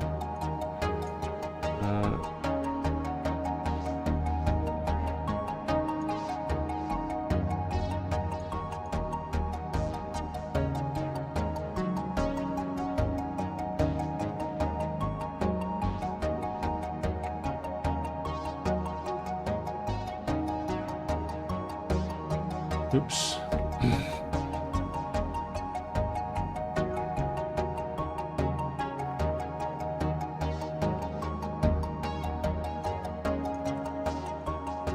So that's what I'm doing now in Reaper. That's right. Oh, you can see what I'm doing. I've changed my camera.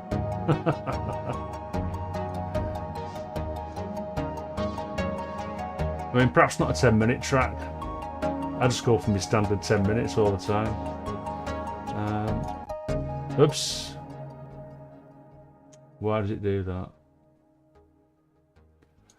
Reaper sometimes gets on my tits. On my man boobs.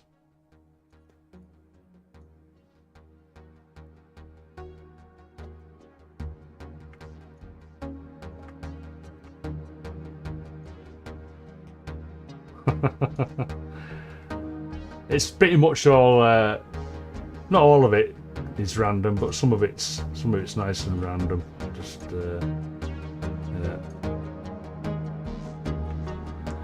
In a rather boring E flat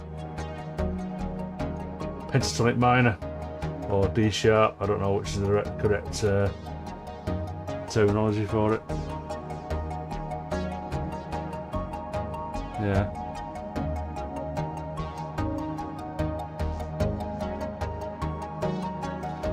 So, what should I do? Go for another hour? Try and get those other modules working, those other units? I think I'm just gonna. I would end up just diving into manuals and boring you stupid. So, you know, maybe I should. Quit while I'm ahead. Let's put it that way. Everything works apart from the two units that I mentioned. JP8000 is now nicely in the system. Thanks, Steve. Yeah, sort of like 90s Tangerine Dream. that sort of era. Yeah, it's good. I like Genesis stuff. I like listening to it, and I like it's just something you can leave, isn't it? I mean, the Beat Step Bro's quite good for random stuff, because you can set up probability on the notes, choose a key, what notes are played, all that sort of stuff. So sometimes you can just leave that and playing stuff, but yeah.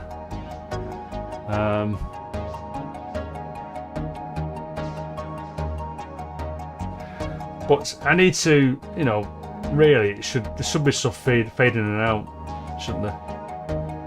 Probably, I don't know. It needs some arrangement, doesn't it? It needs some proper arranging. So it's, like I said, it's not a track by any sense and stretch of the imagination. It's just an idea.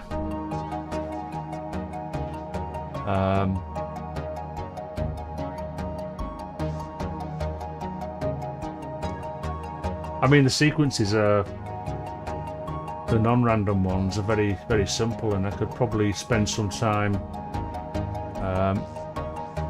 creating some more patterns, and then change patterns as it's going through. Yeah, and there's no drones in this, so you know, some drone layers would be good. And as a performance, I mean, at the moment I've got 2 unused inputs, so I suppose I could add those in now, couldn't I? Let's see where this goes. Yeah, it's good, that, yeah, good. I've not heard of the Pro 3, but yeah. I basically don't look at hardware so much anymore, because I'm kind of at my limit as to what I can use now in terms of space, inputs and budget. Note 5.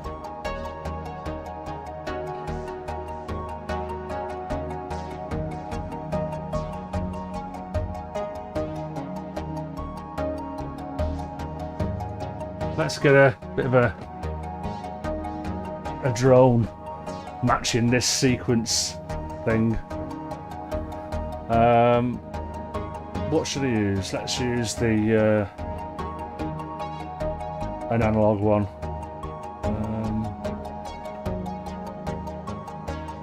And I'll have to tune it, of course.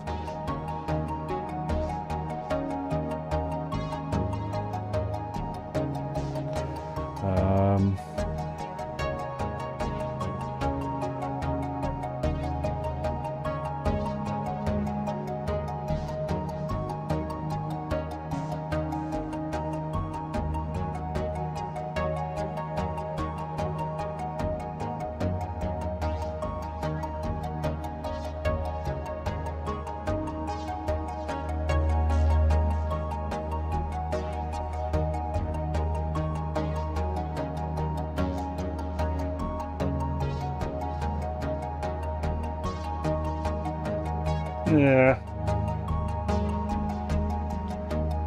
would be nice for some, probably some wasp.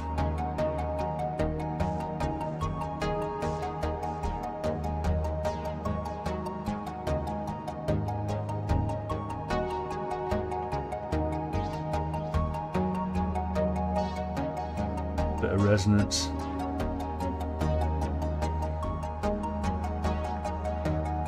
So let's turn it up a bit. Let's put some LFO.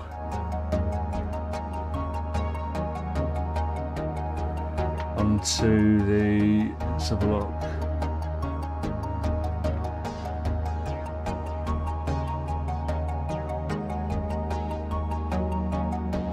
Yeah. And for the last input, what? probably something from the one of the Evo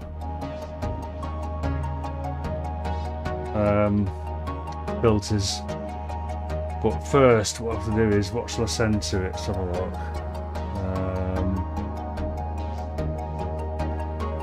I need to add a track.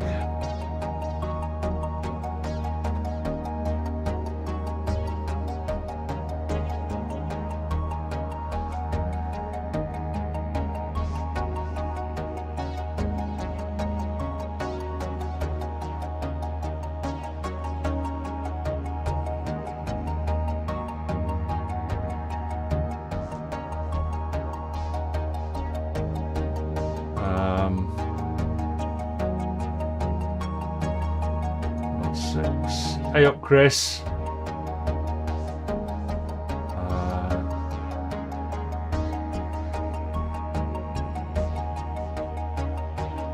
So I need a tuner. I need to tune this to whatever.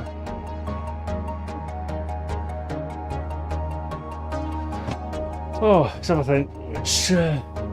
Which oscillator shall I use? That one there. I've got that one.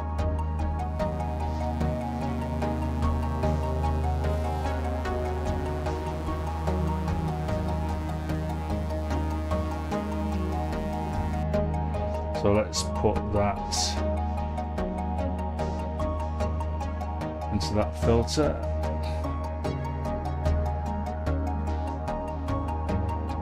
Audio input.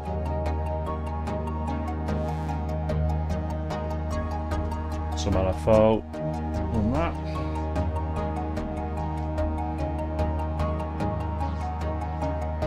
Probably on the amount of cutoff.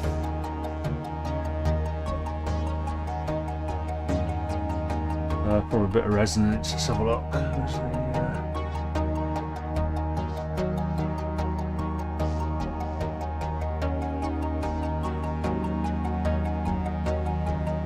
Let's change the feedback amount over time.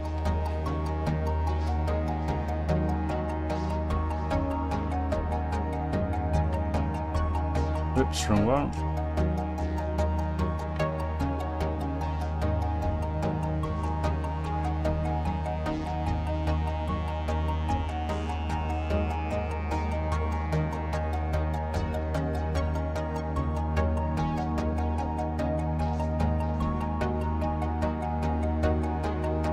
I'm not waving to you, my wife's tipping out. See ya.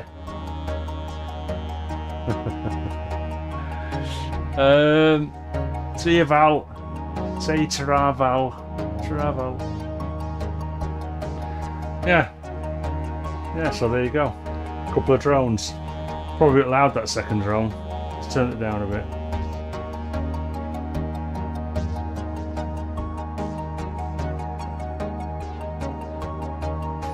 Yeah.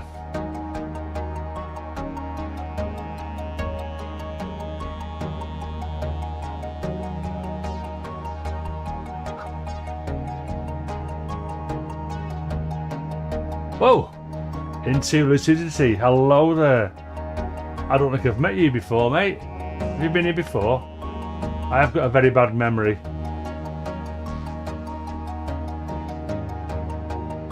YouTube exception, what's that, Chris? So, I did a couple of drones. I'll tell you what I'll do then. Let's keep this going for another, because Val's gone out now, so I can be naughty and stream all day. Time's it? 12:07. So it's what do you want to see? Do you want to see me in Reaper, or do you want to just keep looking at that stuff over there, all the flashy lights and stuff? I suppose the flashy lights are more interesting. Oh right, yeah, got that. Oh, weird.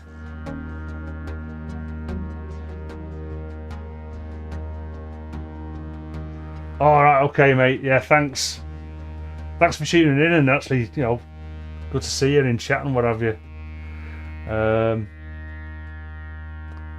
Yes, that's a bit. That's a bit loud, that isn't it? That's a bit loud. Which one is that?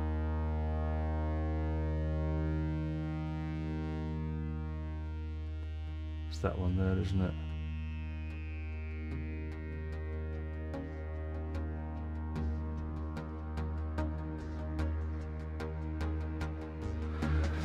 So, oh, the laptop. Oh, sorry, I'm with you. Sorry, I'm totally with you now, Chris. Amazing. I just wonder what you're on about there, but yeah, the little laptop. So you can see yourself, your chat coming up 30 seconds later.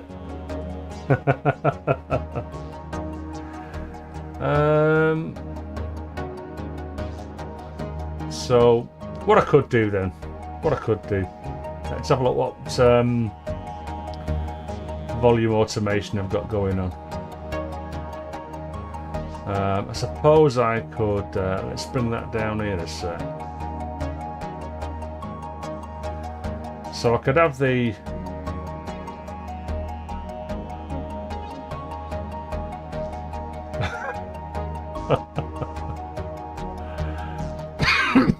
oh, excuse me. Oh my goodness.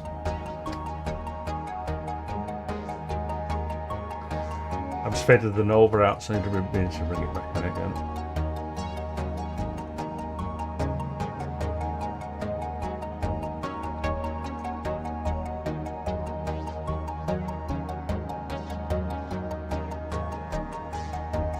Yeah, something mad. So I'm just gonna randomly get stuff coming in and out. I suppose it's what sequence would be best just left going all the way through, I guess. Let's have a think about that as to do this now.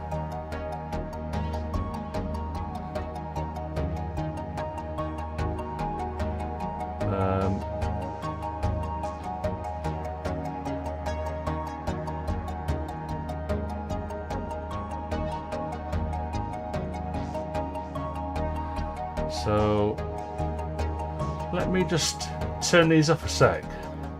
So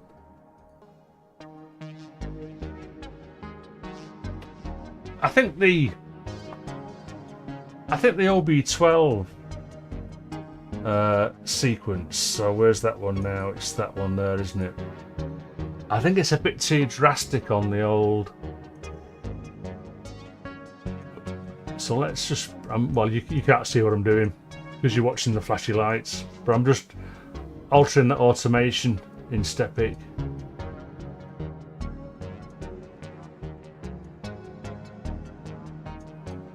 So I thought it was just a little bit too funky, that. I just toned it down a little bit. But if you ever want to see my software, I can always put the software back on. Well, you know, Reaper.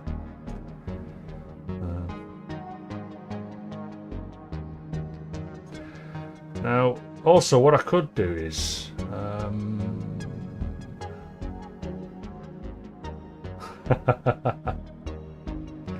what with that laptop?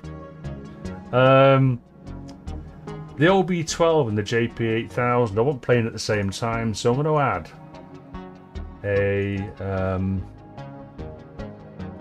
an OB JP bus. These tracks need seriously renaming anyway. And then I'm gonna isolate them from the master.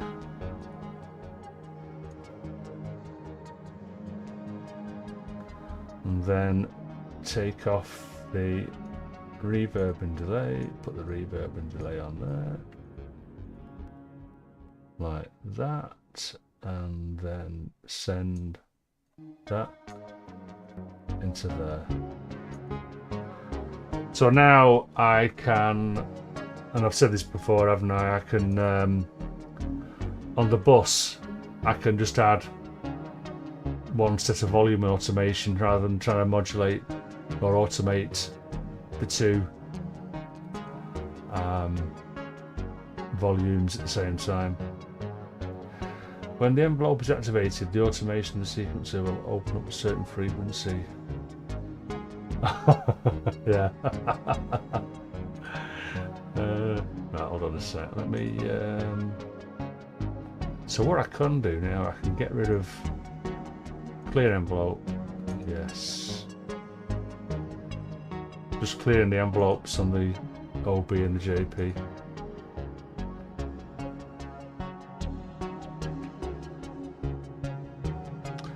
So let's add some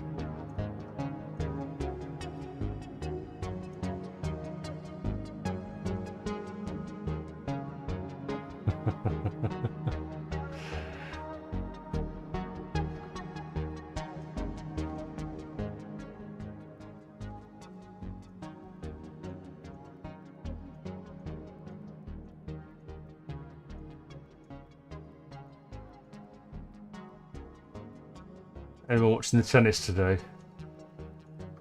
I think it's the ladies' final, isn't it, at Wimbledon? I like Wimbledon, I just don't like tennis.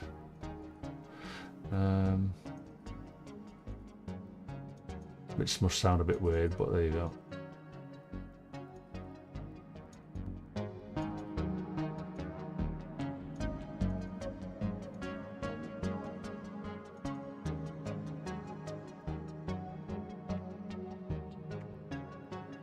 So I've just put a load of volume automation in for the JP. So I've got it fading out about halfway through a little bit.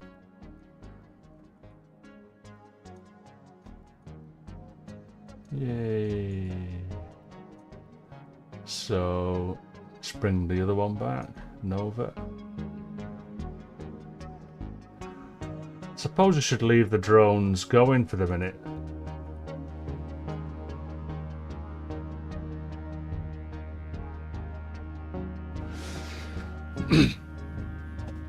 Maybe I should just move that round a little bit.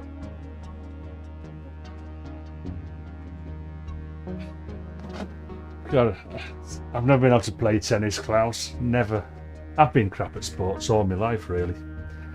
I used to enjoy water skiing. I used to play squash quite a bit for a while, but I just get out of breath so easily. I've got a bit of asthma, so it just used to just... There's a pain. Yeah, they do make too much noise, don't they? I know what you mean. I feel like saying, shut up, you daft boys.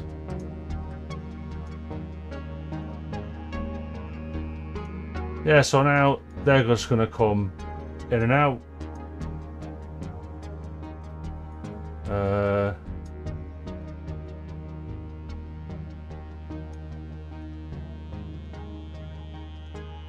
In and out, in and out. So what other ones? Let's have a look. What else have we got? The mini brutes. So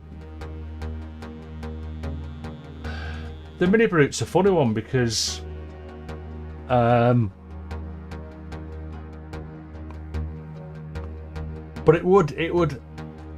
it kind of gives a foundation to the to like a sort of beat, but to have it going all the way through is just going to be annoying AF. Everyone knows what AF means, don't they? I don't swear on this channel, but I try not to anyway.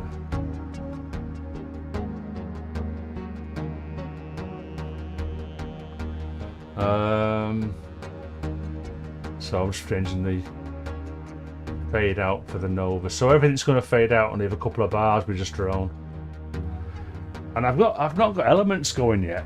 So, you know, I've got some scope to get some elements in there as well. Probably doing a bit of drone, bit of droneage.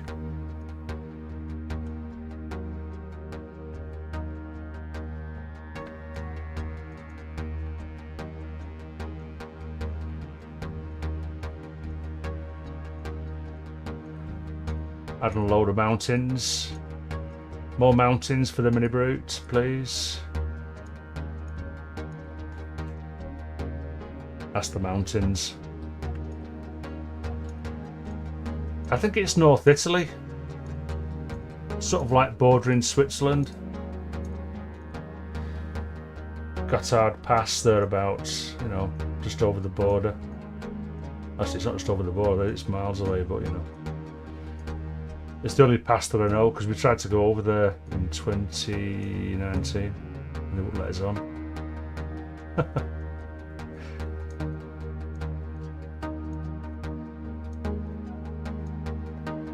So now you've got my face in a circle. There you go. I must be sitting up straight, or straighter.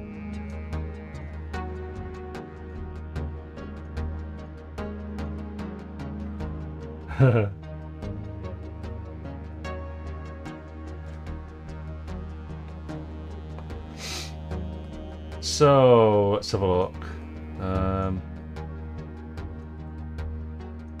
Maybe I could bring that a bit more down here, perhaps.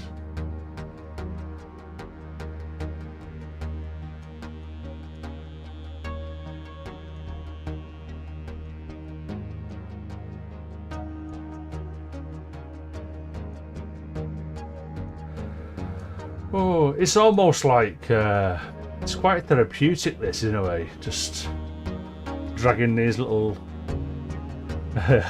animals through, yeah, with his elephants.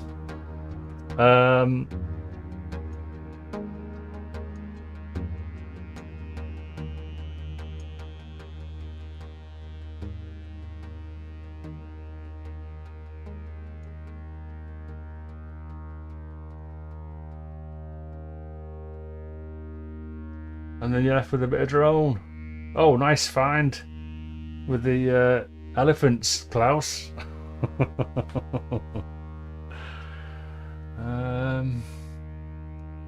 Maybe, I don't know. Yeah. So what's next? What's next? Oh yeah, this. So back at the beginning, droney.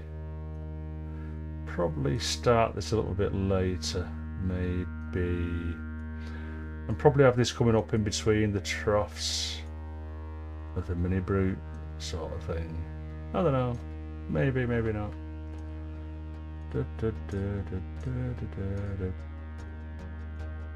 I mean, this is so random.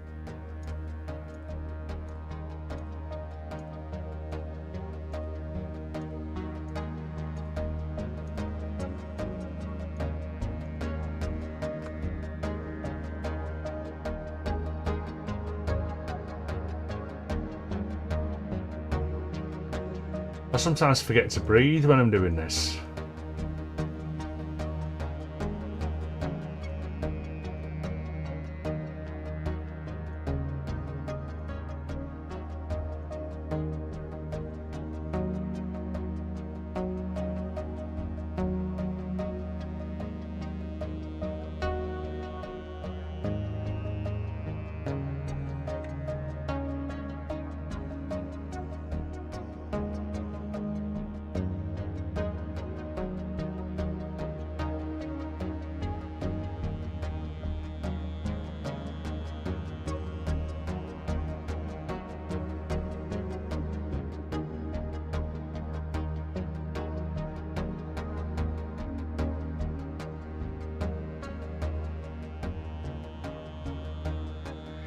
Yeah,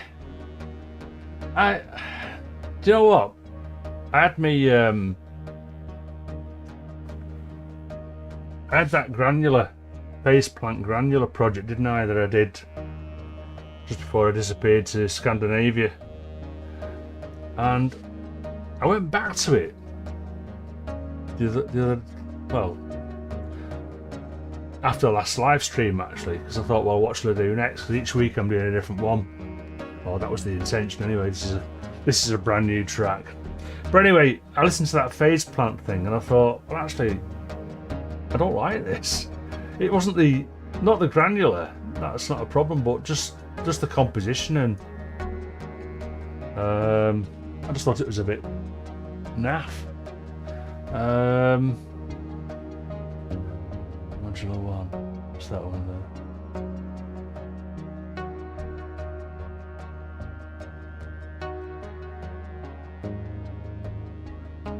Yeah. Yeah, so how many cams I've got? Just the 3, Chris. So there's my webcam that you can see me facing, and then there's the GoPro, and there is that's the Nikon D70.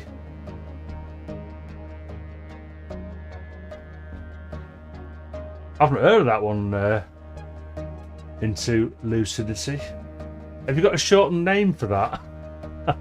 I could call you Into, I guess.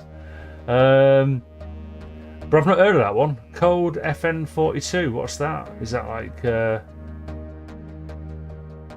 Well, don't answer that. I'll have a look at it in a bit. Yeah, I'll write that down.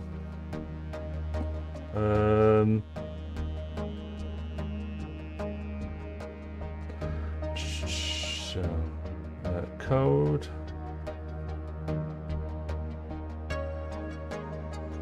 FN. Oh, hi, Gaz. Right, cheers, mate. Got to write that down as well.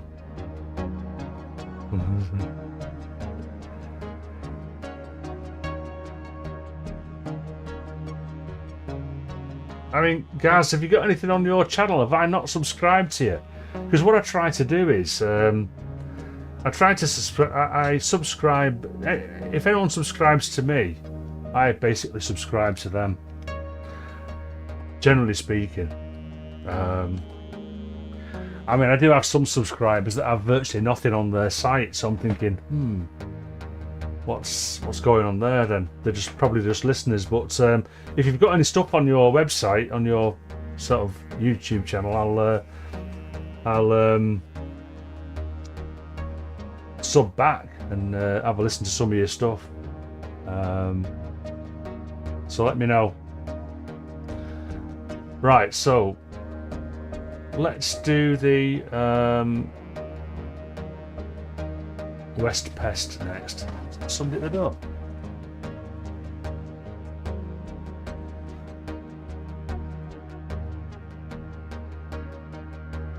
Oh,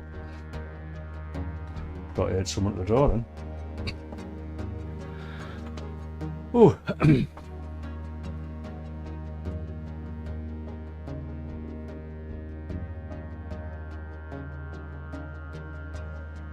Oh, okay. Well, that's interesting. I'll check it out later then, Gaz. Hang drums. I like hang drums. Lovely sounds. I've loved, it's and singing bowls as well. It's just that I'm not very good at that sort of stuff. Oh, okay. All right. It's hard work, isn't it? Keeping stuff going on YouTube. So let me have a look. Yeah, West Pest. That's this one here.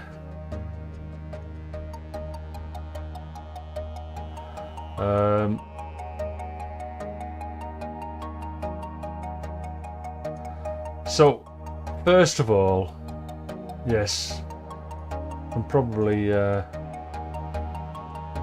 Oh yeah, Chris. Let's have a look. What you were saying about? Yeah, it's nice to. I've also on OBS.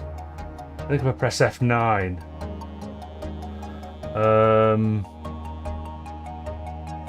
it will swap between the GoPro and the Nikon. I think it's F9 anyway. I can't remember. There you go. So I've just pressed my F9 button, which sets up this automatic. So every, I don't know, 15 seconds or so, it swaps between the two cameras, which is a bit of a menace because sometimes if let's say if I manually go back to Reaper now, so if I do, we'll wait for the camera to change. So if I go back to Reaper now, and I forget to turn off that other F9 thing, that swaps between the two other cameras, it carries on going. So that's a bit of an odd one, that, but it's not an odd one, it's just me. So yeah, West Pest. It's quite a simple thing, to be honest, Rip.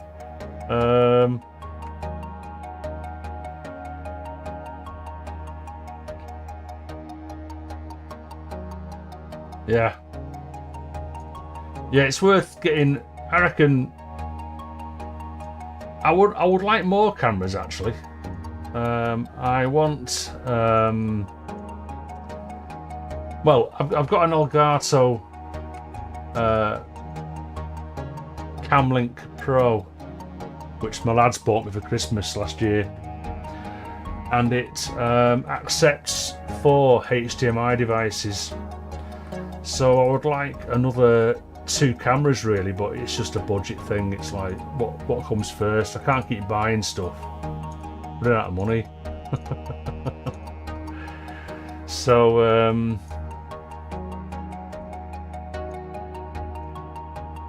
yeah, so if I buy cameras, I can't buy music stuff, and vice versa.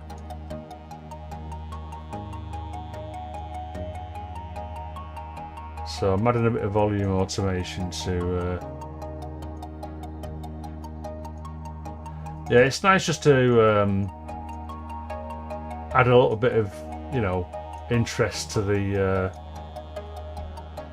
I mean, the idea is, in the future, I would really love to be able to do something like you know, Martin Sturzer or whatever, and do a proper, you know, State Azure. I'd love to do a proper, like, performance type concerty thing, but do you know, I'm just a little bit yeah, but that's going to work somehow, because I'm not very good. I'm not as good as them,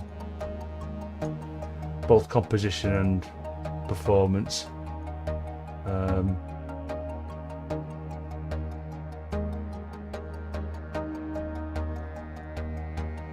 So actually, what I need to do, make a Patreon. Ah, yeah, I know, but and I've seen guys with, like, they've got Patreons, and there's like 2 guys paying £1 a month, and you don't even get that, do you? It's still, Patreon take quite a cut, I believe. So I've not bothered with Patreon. My main source of income, if well, no, it's not with me. Obviously, I've got a day job. That's my main source of income. But I'd like to sell more stuff on Bandcamp, but that speaks for itself. If the music's not good enough, then it ain't gonna sell. So, I mean, I've sold a bit on Bandcamp. I mean, I'm up to about £1,000 turnover for the last, God knows how many years I've been on there, 7 years or so, which is more than what I'd ever thought I'd get for my music, to be honest with you. So people are great, for buying me stuff, but it's not feeding the habit, if you know what I mean.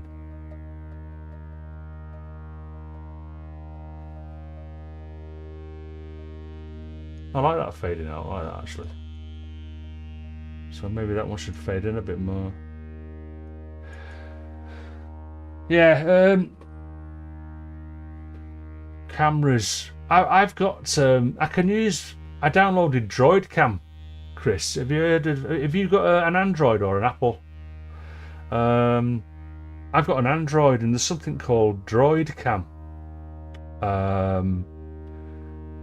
Yeah, Droid Cam, yeah. So, as Kev says, the camera gets hot, and also every little counts, Klaus. Yeah, the Droid Cam thing. What I've got a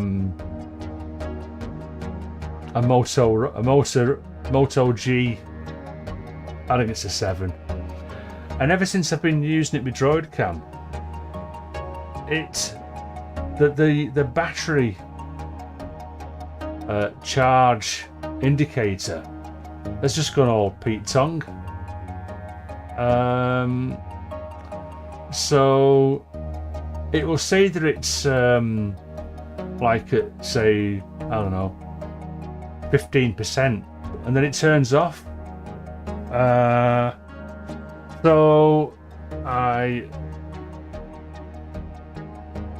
I've stopped using my phone, basically. What I'm going to do with the Westpet as well, let's up the amount of fold mod and release mod, so that sequence sounds a bit more. Yeah.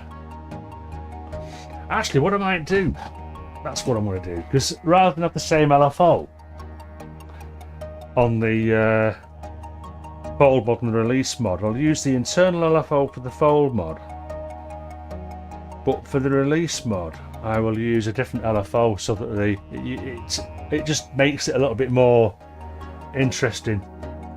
So let's take some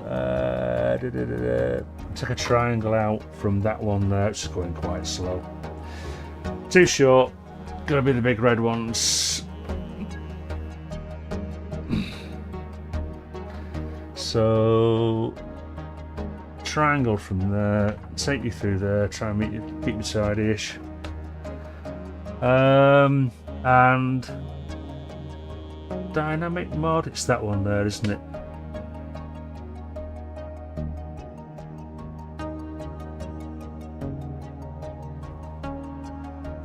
So it's 3, isn't it?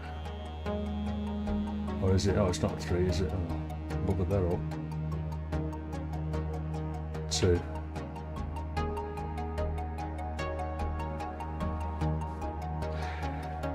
Perhaps this is a bit wasted because I don't play this, do I? I should do.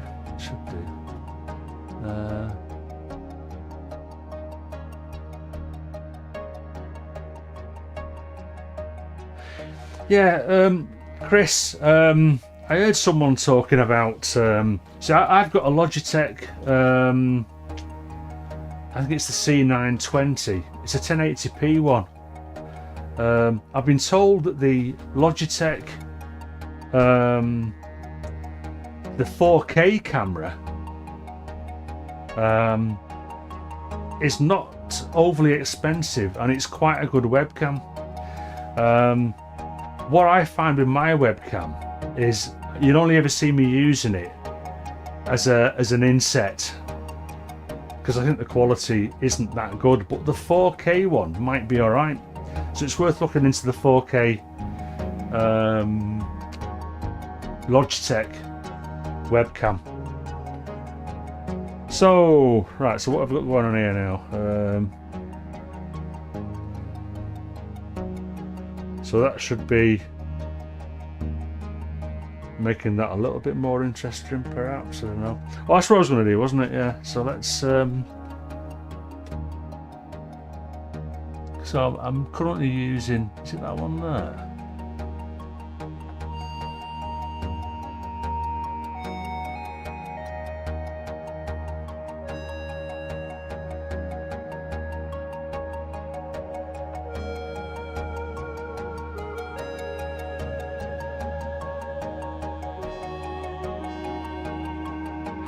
I'm better off leaving that as it is, to be honest.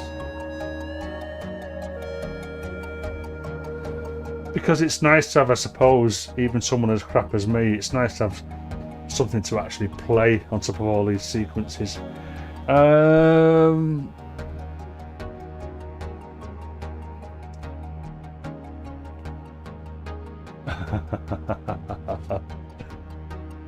Right.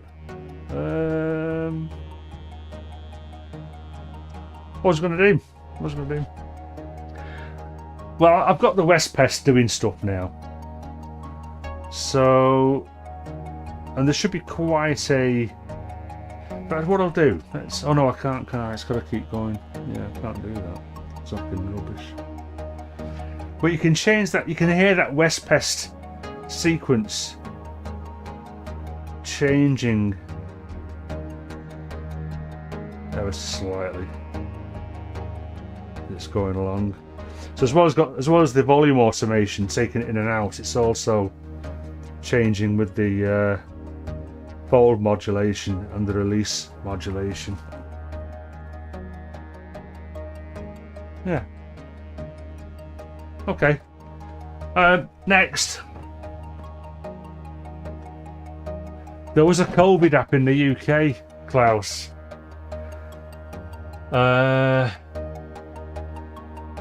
It gives you COVID.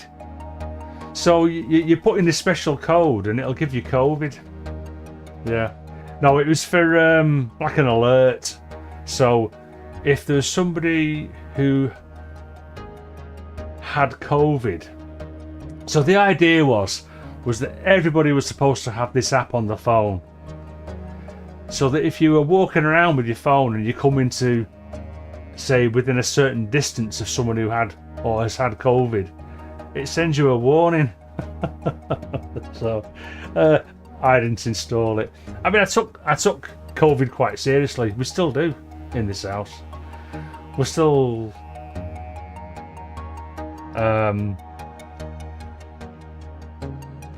what's the word for it? Quarantine. We quarantine our food for a couple of days. So yeah, COVID. It was a weird thing, that, wasn't it? Still is. Right, so Distant EX, let's get that up.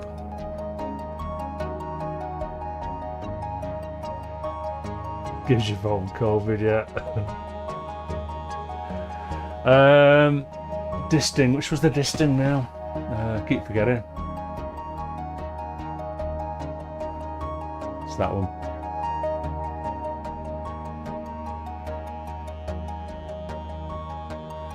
Now, the interesting thing with this particular sequence coming from the Distant EX, let's turn everything off apart from the drones.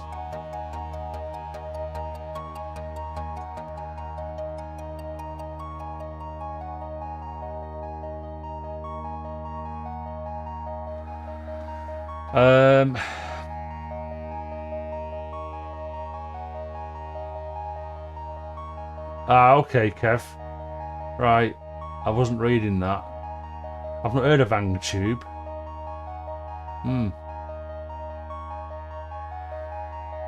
Interesting.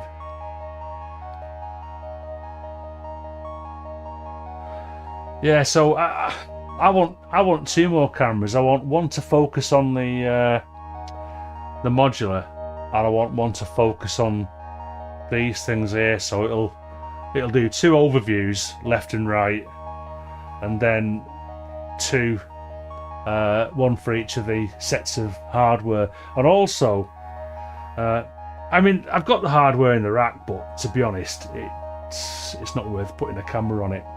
But the other reason for having an additional camera or two is sometimes I want to explain what I'm doing in more detail on like an individual module. So I need to get, I've got a spare tripod somewhere. So I'll have a tripod set up so that I can put a camera directly looking at whichever module, and probably use it as like an inset into in like my repossession, that sort of thing. So yeah, that's why I want more cameras. Anyway, where are we? Disting EX. So let's go back to Reaper a sec. Let's toggle that off if I remember if that should work. That I've just pressed F9. So on my computer on OBS, I've set F9 to toggle.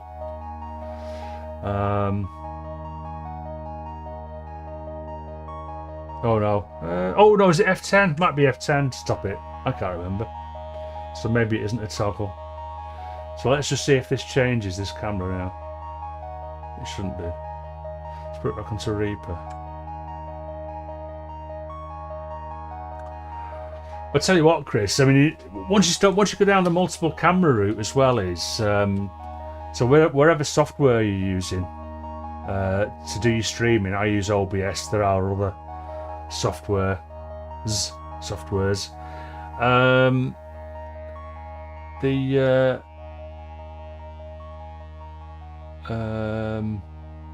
What was I going to say? Klaus's question sidelined me.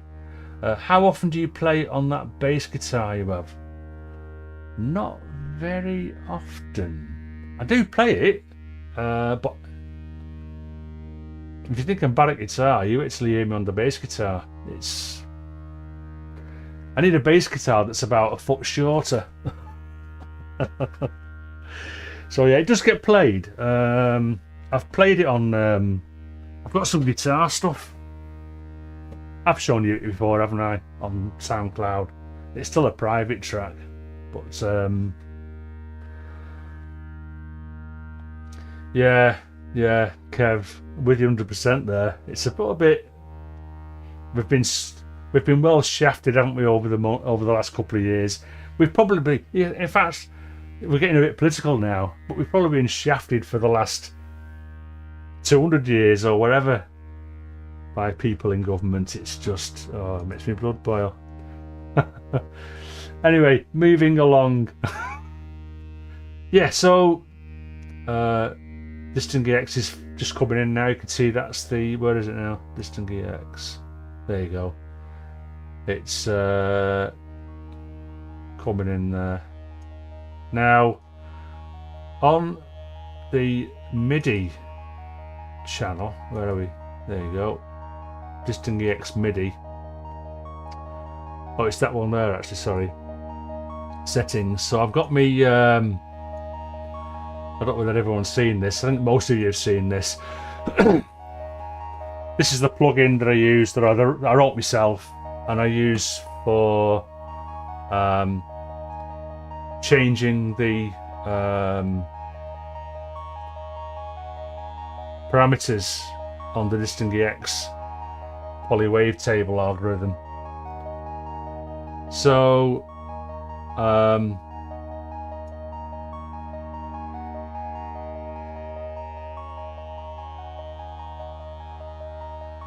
yeah, I'm just thinking whether I could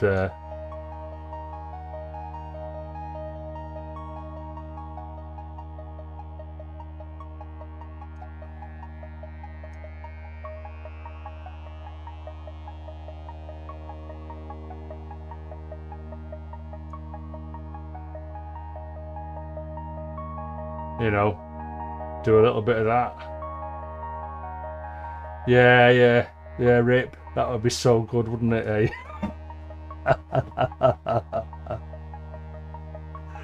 Yeah. Oh, man. I mean, it would be absolute chaos, wouldn't it? But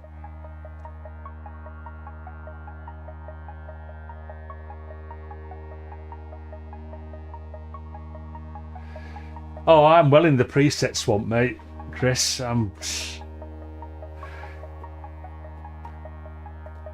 this is why they say stop buying stuff. Just get one thing and learn how to use it. But that's easier said than done, because you can't just rely on one item, so you end up getting at least half a dozen, don't you? So yeah, anyway, so what I want to change there, so I found that changing the sustain level on envelope 1 sounds okay. So if I go to here, and I've got to find decay shape 1. Oh no, it's sustain level 1, wasn't it? Yeah, Surge is a monster. I haven't got Surge, and I've deliberately stayed away from it. You know, it's free, it's, you know, it's got all these good things, but the bottom line for me is I ain't got time. It's just I haven't got time for all this stuff. So let's so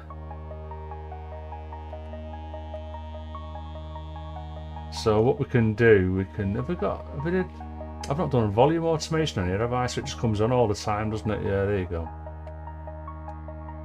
So let's just add a bit of volume automation. In fact, no, I won't do this yet. I'm gonna, while I mess with, I'll put some dots down though. Oh, I've done it again. If you press shift and then click, I've got to change that. What's it? How did it do that then? Was it that there? Silly Reaper. Silly Reaper. Let's go there.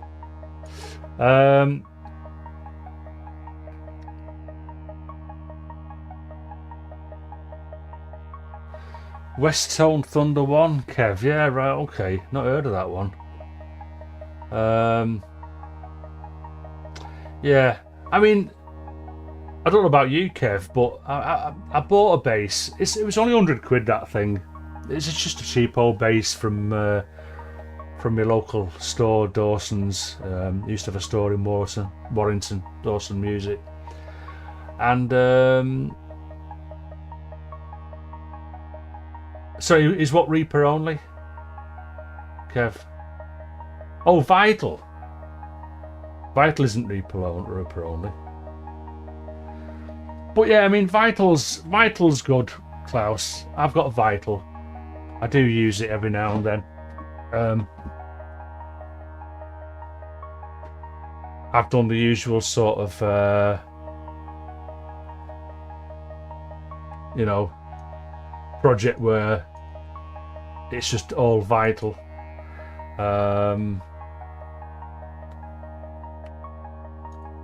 But at the moment, I'm on quite a big hardware kick,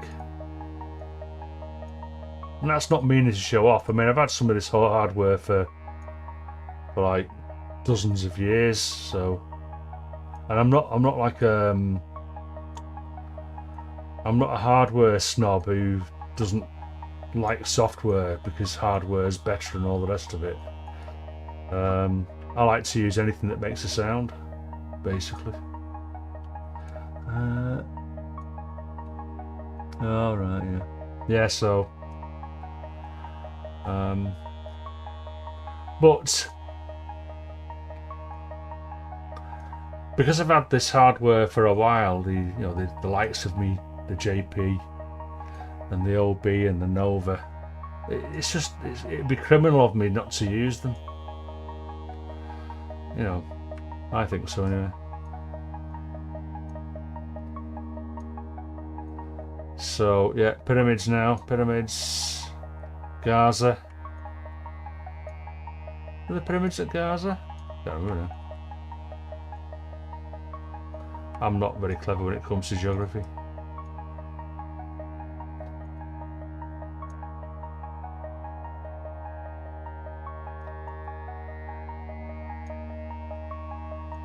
So that's the sustain level, sort of like automated, just to make that sequence a little bit more interesting. What else could we do? So it's on low pass filter.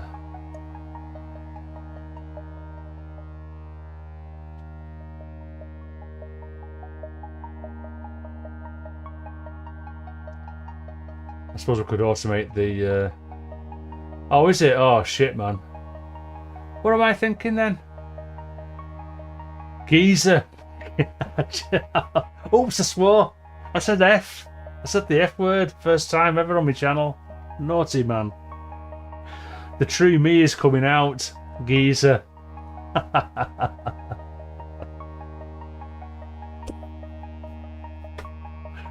What a plonker. Yeah, so let's automate the filter as well, moving along as though nothing happened there.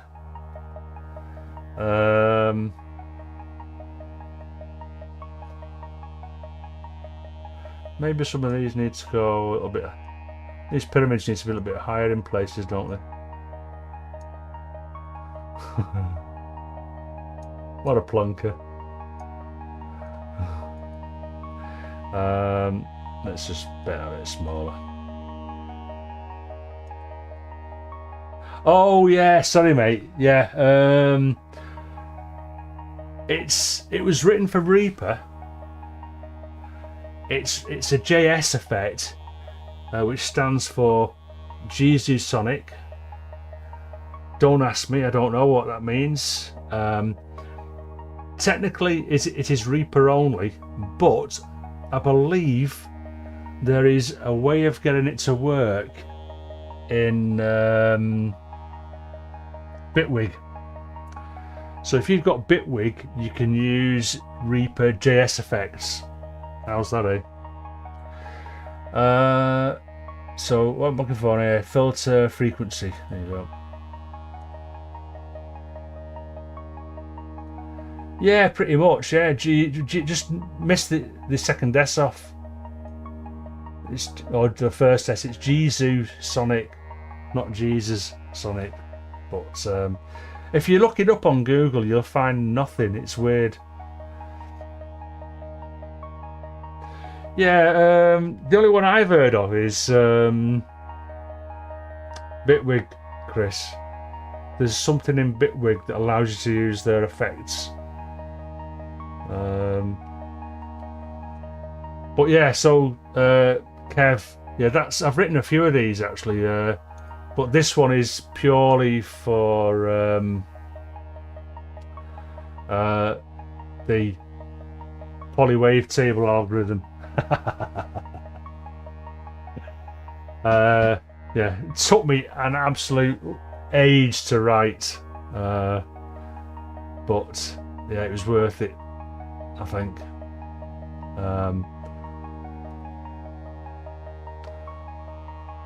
Because the other ones, the similar ones, so I started off, so that's me nicely written one. This one here is one I also cribbed off somebody else, and it's just sliders, but I just didn't fancy having a load of sliders going down the page vertically like that. I think it looks terrible, so that's why I got into writing a proper graphics interface for it. So anyway, what am I doing? Filter.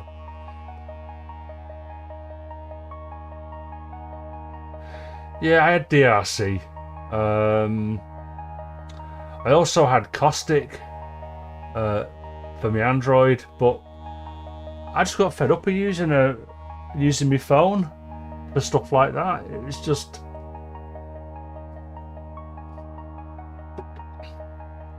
I don't know, just didn't like it.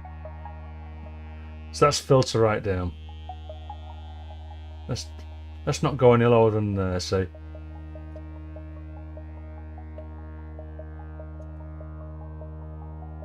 I'm gonna throw some more random dots in here.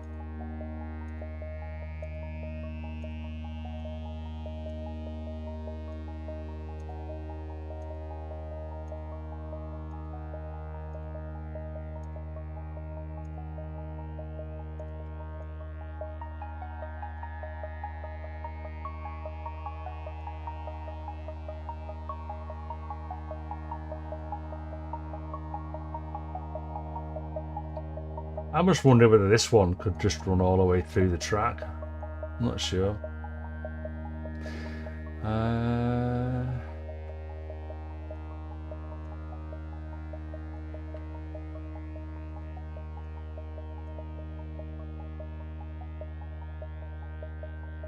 Oh yeah.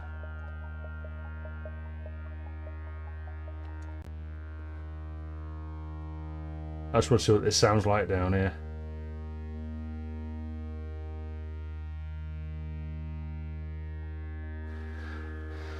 I gave up on that DRC one because, I mean, I paid the £5 or whatever it was for the app on the phone, and it was just too buggy for me.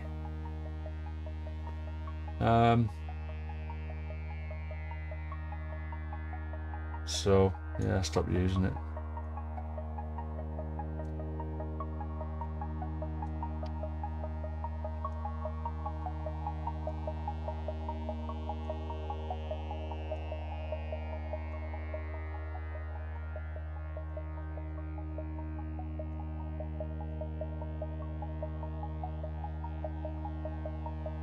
Yeah.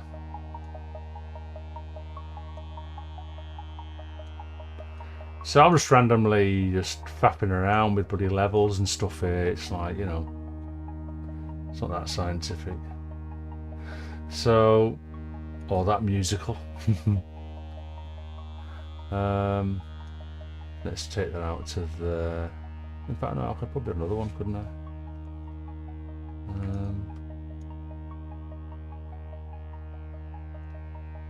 In fact, just probably fade out or take the volume down with the filter fully open.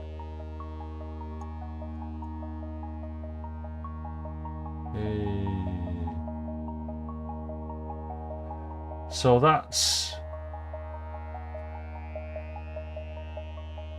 I think that's everything actually that's on the MIDI.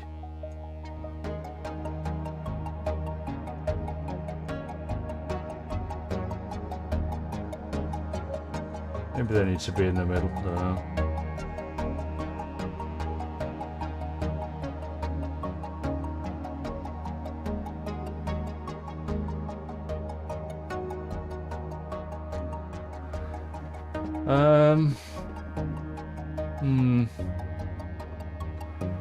Let's have a look at this slot.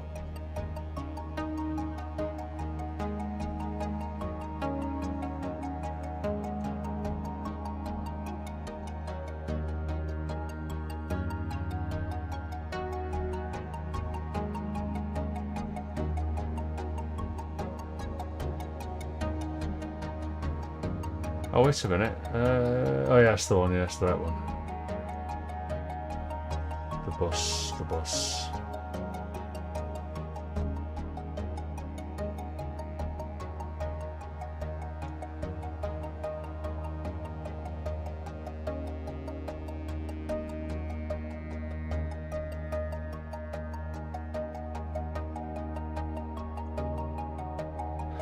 So, you know, I mean, as a track, it is still too busy, really.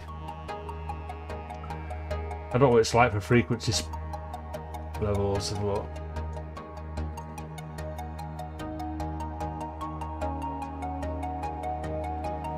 Yeah, so that's the West Pest, isn't it? So which one was that? West Pest. That's a bit probably high, that.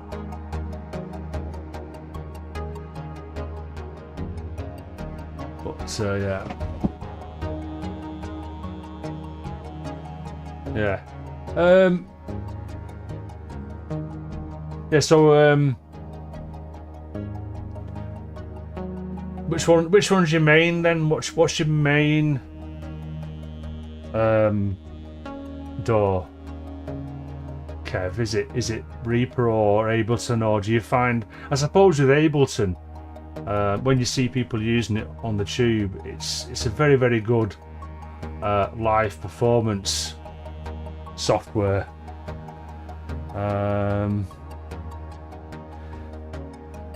Whereas Reaper is more of a traditional sort of linear recorder, or, you know, tape recorder, sort of hard disk recorder, that sort of thing.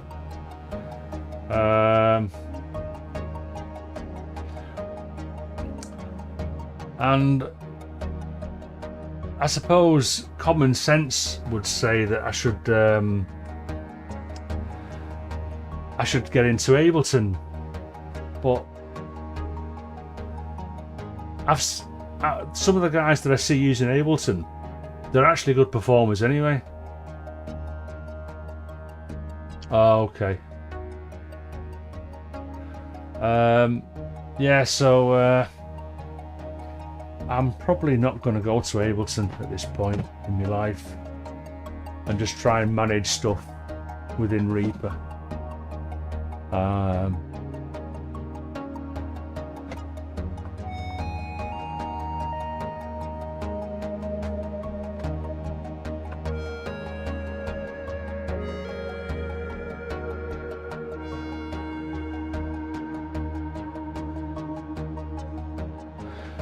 So, what about elephants then? I've not got that. I've not got that on the go, one, have I? What?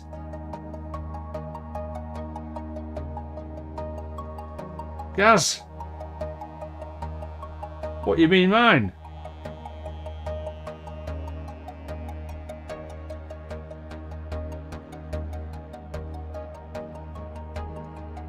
Oh man, look at that. I'm just looking at me. Well, listen, dude. Thank you very much for that. I do appreciate it. Oh, chuffed as hell now. I mean, look, they're cheap. They're cheap because, I mean, some of the earlier stuff is it's not that good. It's full of resonances, and you know, I've not mixed it properly, and I've since lost all the. Like, if you go back to Oceanids and Culture Ships, I don't even have the I don't have the projects for those anymore because I did them on Cakewalk Sonar, and I had a bit of an accident with backups, and I lost all my Cakewalk Sonar stuff, so I can't even go back and fix it. And I've tried to fix stuff after by bringing it into Reaper and trying to tame the resonances, but it's so, yeah. But Gaz, thanks mate, thank you very much. Made me day. I always tell the family when I've sold something on Bandcamp, and I think they just glaze over now, but it still means a lot to me. Anyway, right, elephants. I need to add a track for my elephants. When I say elephants, I mean elements, of course.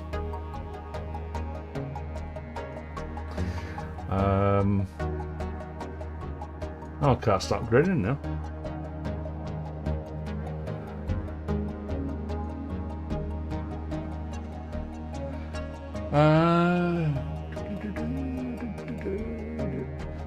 Yeah, but I mean, I think some of the later albums, so like Asteroid. I thought Asteroid was probably one of my best, because I'm learning more, obviously, and getting better at stuff. So Asteroid is not so bad. Drone. The Drone album I've got, it's just called Drone. That's a weird one, because that's like an hour long. Just a drone. Lasts an hour in the same key. So, but it gets played every now and then on Soma FM, and every now and then I find people are listening to it on my stats. I'll go, oh yeah, someone's listening to the whole of my Drone album, including the individual tracks. So yeah, it's weird. I mean, at the end of the day, it's all subjective, isn't it? And there's stuff out there for everybody. Everyone, you know, there's bound to be somebody that likes your stuff. That's the way I look at it.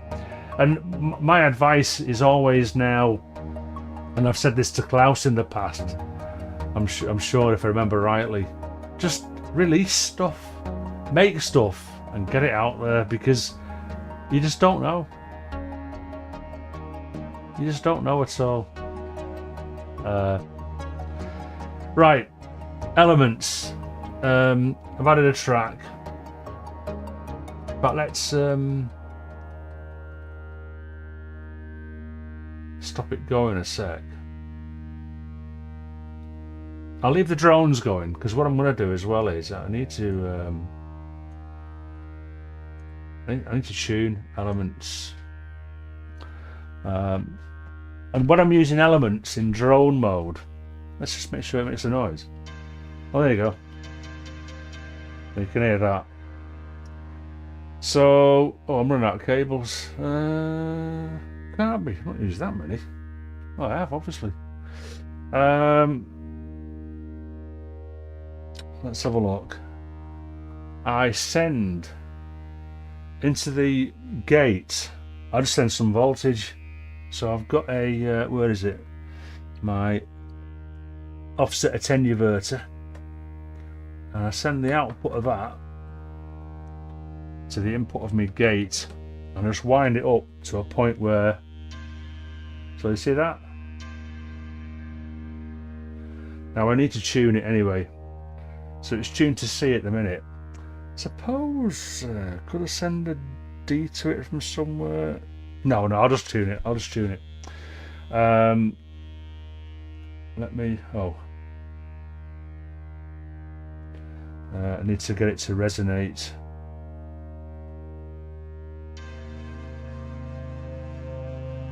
There you go. So I'll just tune that now to D.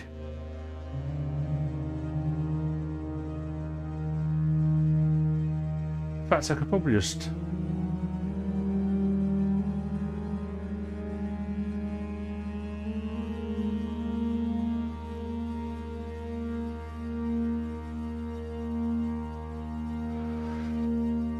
let's have a bit less blow.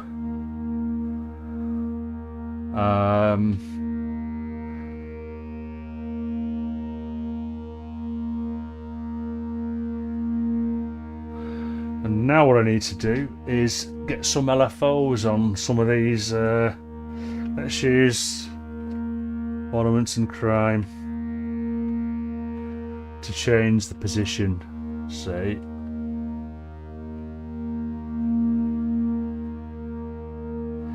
And then I'll put one on brightness.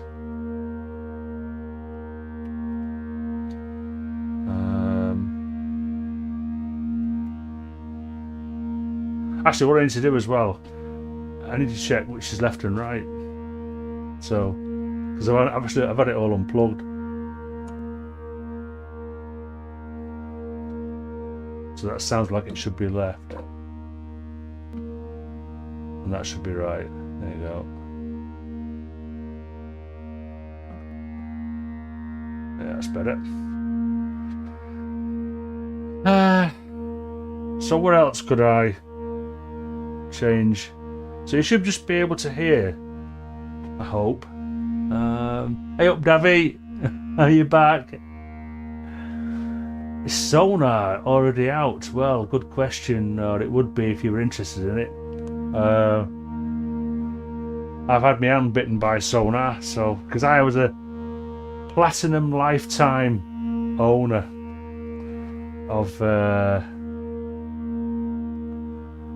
Sonar Platinum back then. Yeah, so I was a bit annoyed about that, to be honest, and a bit disappointed when Bandcamp, sorry, not Bandcamp, BandLab decided to stop doing the free version. So, you know, cakewalk. So yeah, I'm the same as you, Crev. Yeah, as I've just said, I would not go back to Sonar. As good as it is, I don't care how good it would be. It would have to be 50 quid before I went back to. So it depends on the price. But you know something, I've put that much effort into Reaper now, especially with my JS effects. So no, I'm not going. I'm stuck with Reaper now. I'm just too dug in. So.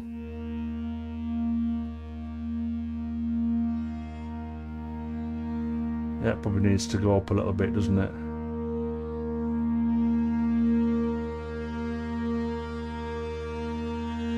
Oh, probably not that much. So you can hear that modulation. Let's use one of these. I'm onto the Dope for cables now. I don't like these cables. But they're a cable, you know. Let's change. Let's try changing. Will they work? They don't seem to sort of bring it into the party, do they? Those,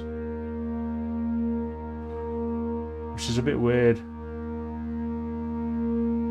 So I mean, perhaps that's the best I'm going to get out of it, to be honest.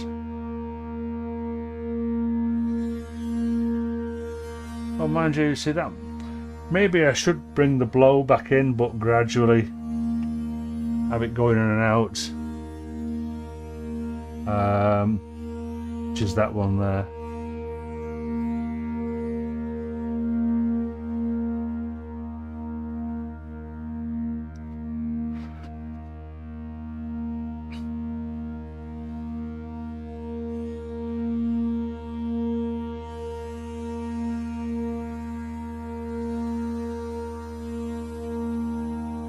So probably a bit too bright, probably, I don't know. Let's turn that down a little bit. Let's try... got one more from Ornaments and Crime here. Let's try changing the timbre of that one there. Yeah, that does something, doesn't it? And with the brightness. So over a period of time with those slow LFOs, the Elements drone is gonna just change gradually.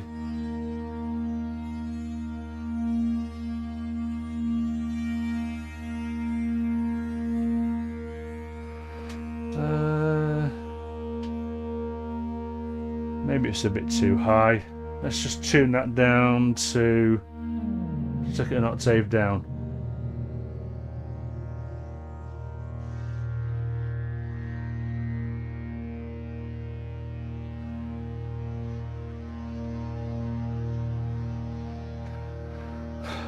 Admittedly, I probably overuse Elements, and you'll always be able to hear it on my stuff. But I just like it. I like it for drones, but I also like it for its metallic plucks and blows and stuff like that. It is good. It is good for that, for sequencing.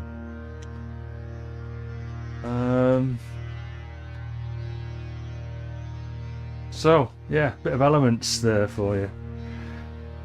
A bit too loud. Bit too loud.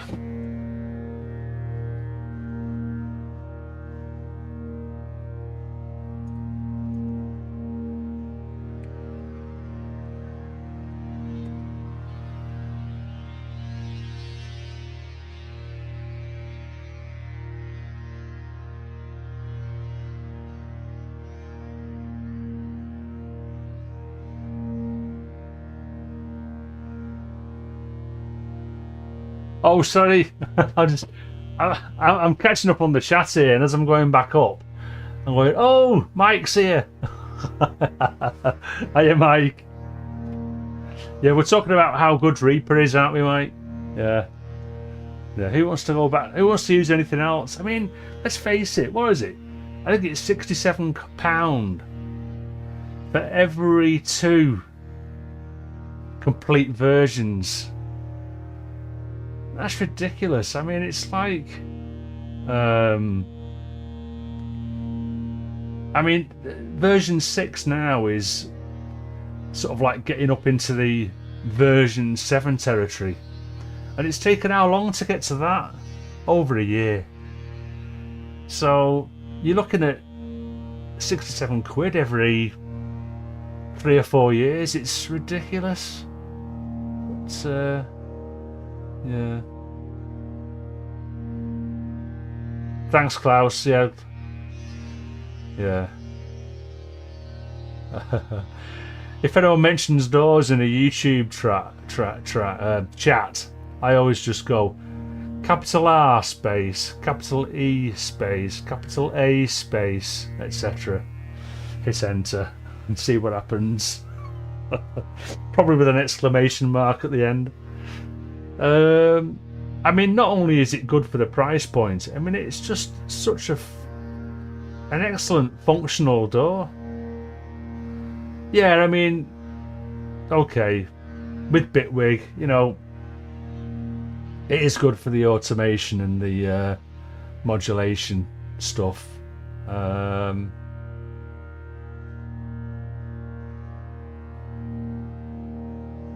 not, it's just too dear for me.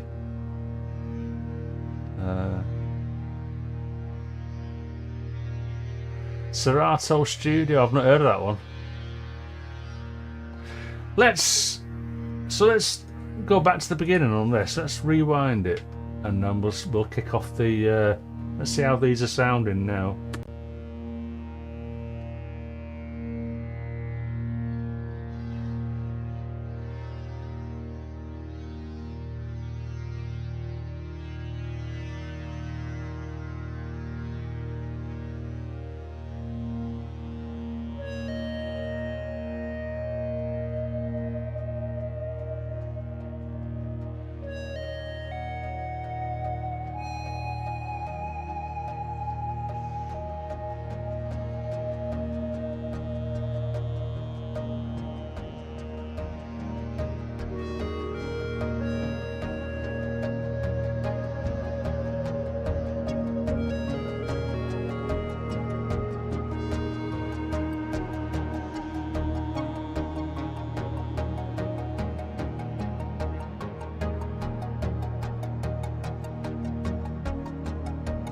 So believe Davy, I've never tried it. I've got Motu hardware.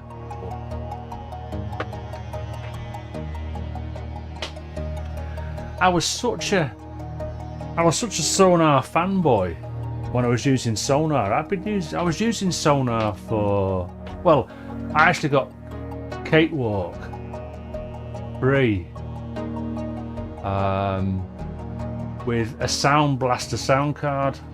God knows how many years ago, and that's what got me into Cakewalk. And what it was 12-tone systems back then.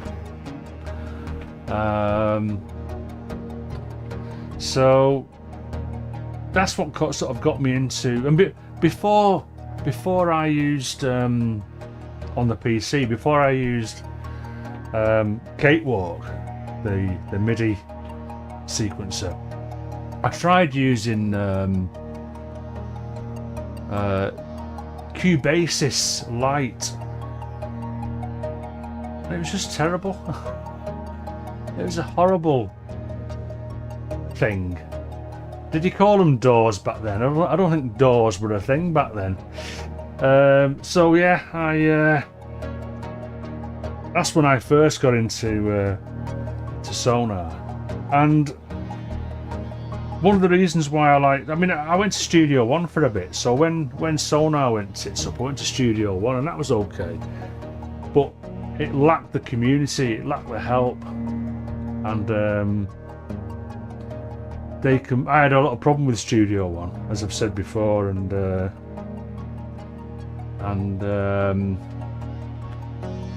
I basically stopped using it.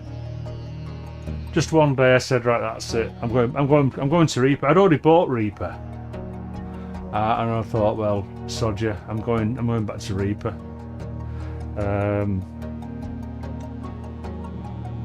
Yeah.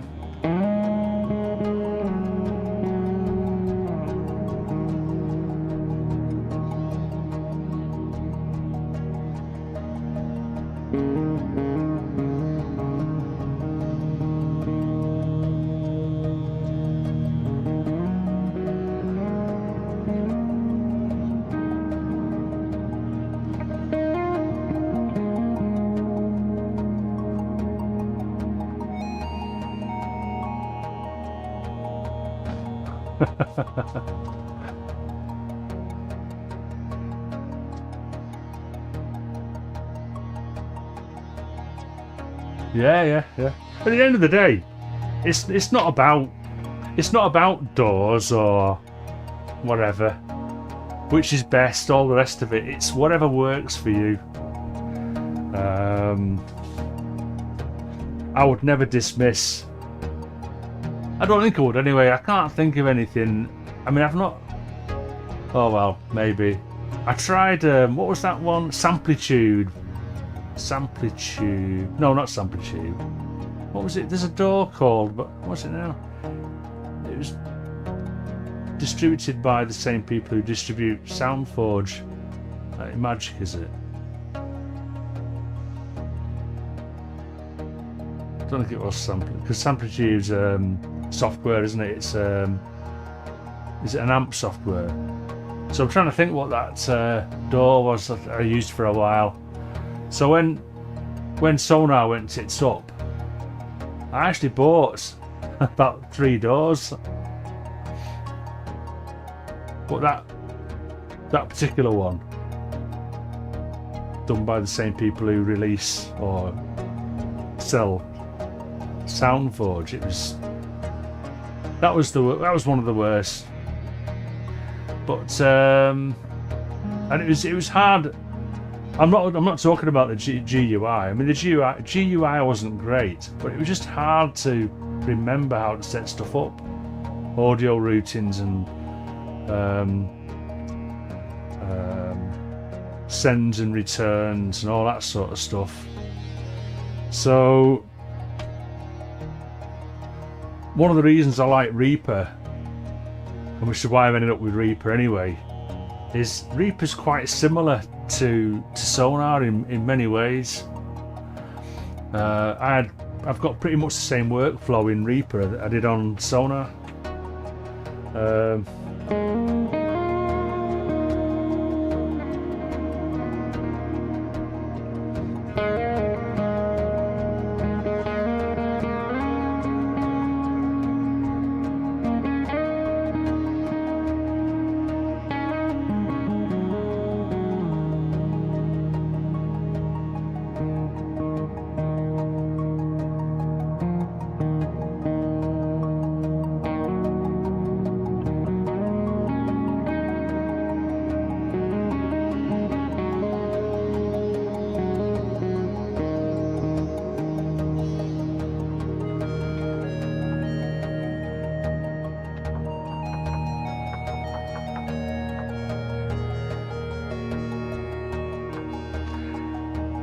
Terrible keyboard for me, that.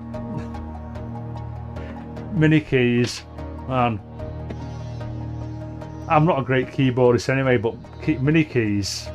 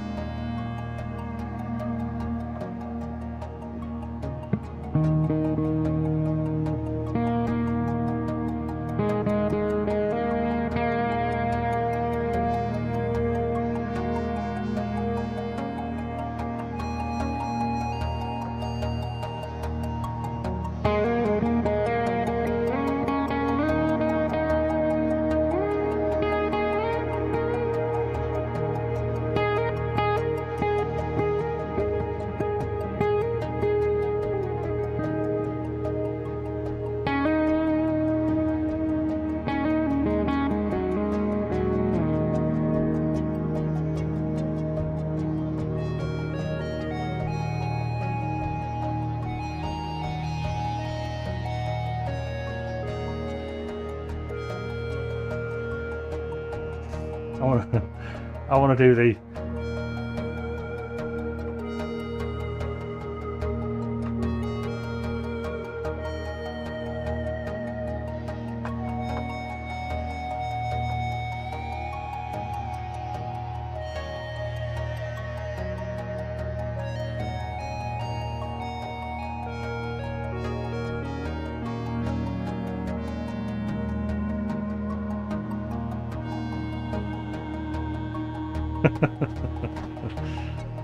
I can never remember where I was supposed to be on the fretboard then.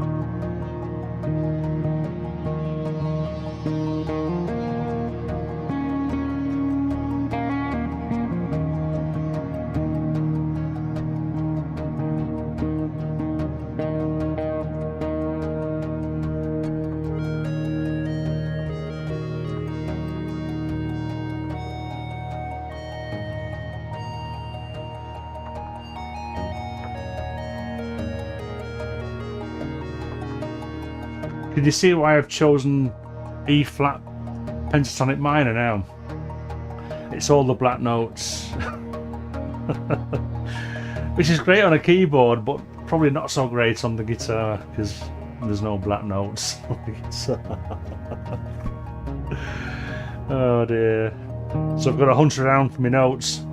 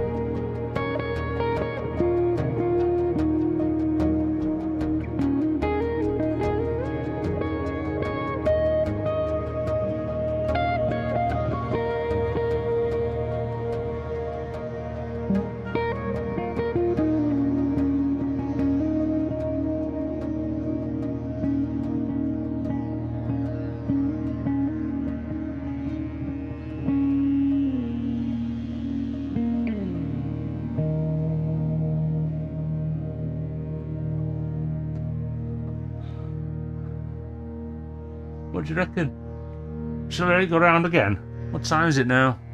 Been going for 3 hours and 24 minutes. Oh goodness.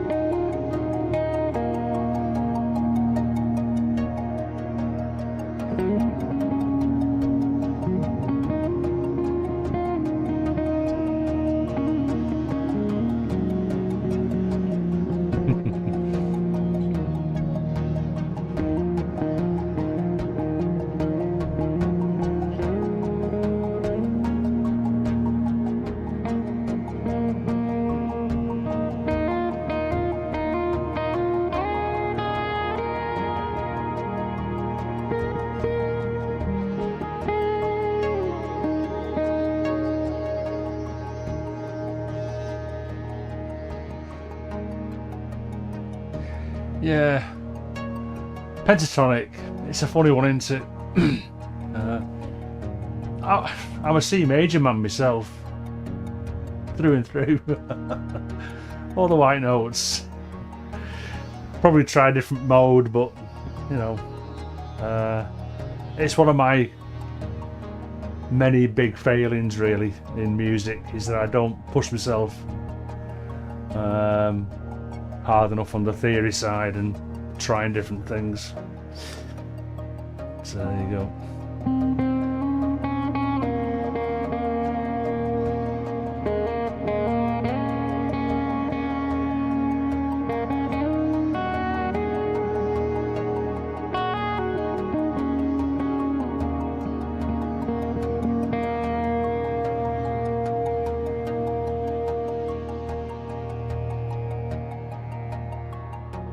Yeah, I've seen. Do you ever watch Synth Seeker? I'm on his Discord. Luke Stark, his name is. His channel's Synth Seeker. It's amazing what he bashes out on that push. He's got the push 3 now. Absolutely amazing. Musician. And he makes really good use of that push.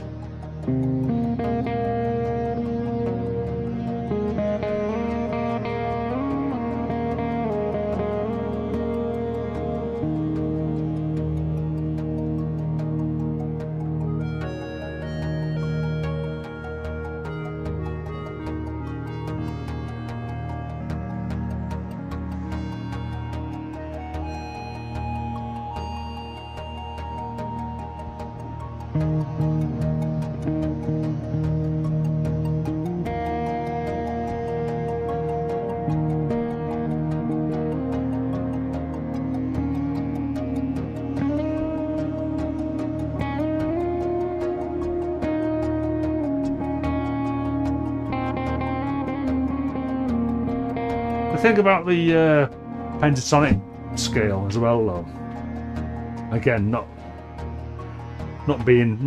me being a musical expert, far from it, but it's 5 notes, obviously pentatonic, so you can have all your sequences and your pads and stuff playing to the pentatonic scale, but while you're doing the melody, just use a natural minor or a harmonic minor note. You know, borrow notes from other. You know, if the note sounds right, it is right, sort of thing.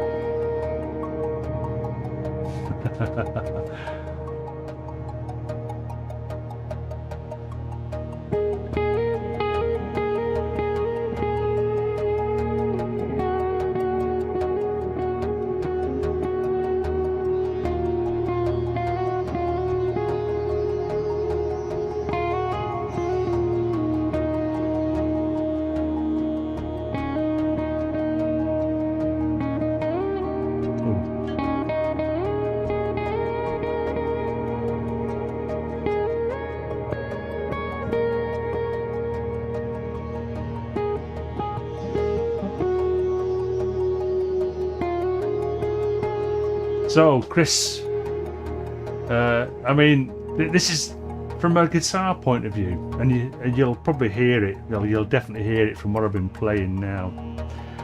I just haven't got the knack of deadening notes that shouldn't be played. So every now and then I'll be playing something on, say, the 3rd string, and you'll hear the 4th string sounding, which sounds even worse because it's not even in, you know, because I'm on an open tune at the minute. It's not even in key, so it just sounds terrible. And I've tried putting things up by my nut to deaden the strings, So yeah, it takes me a long time to get a take right.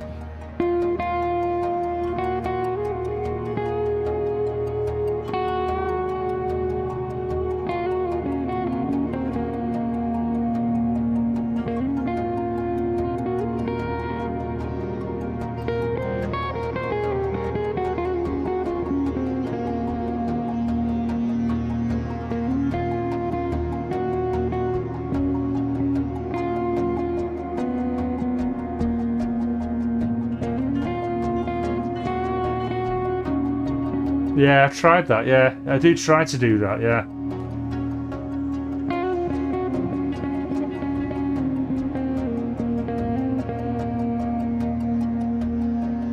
So your right hand dampens the strings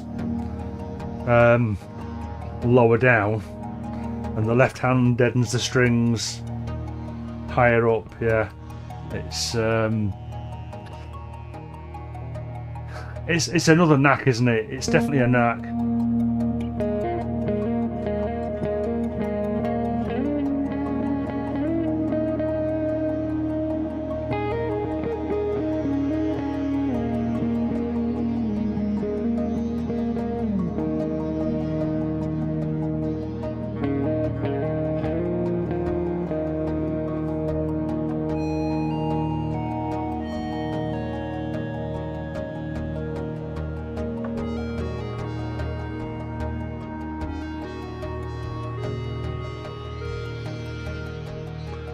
Time is it?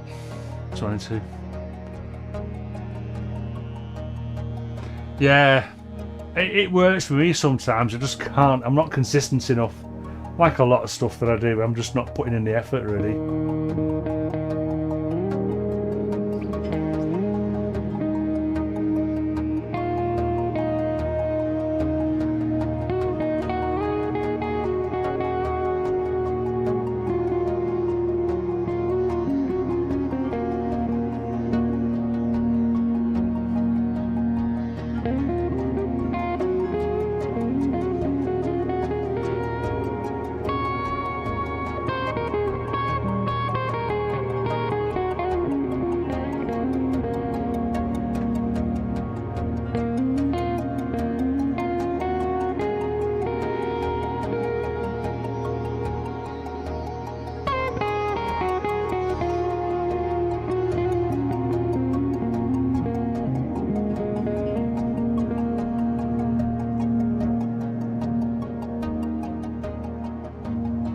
Yeah, yeah, that's a good one as well. Yeah.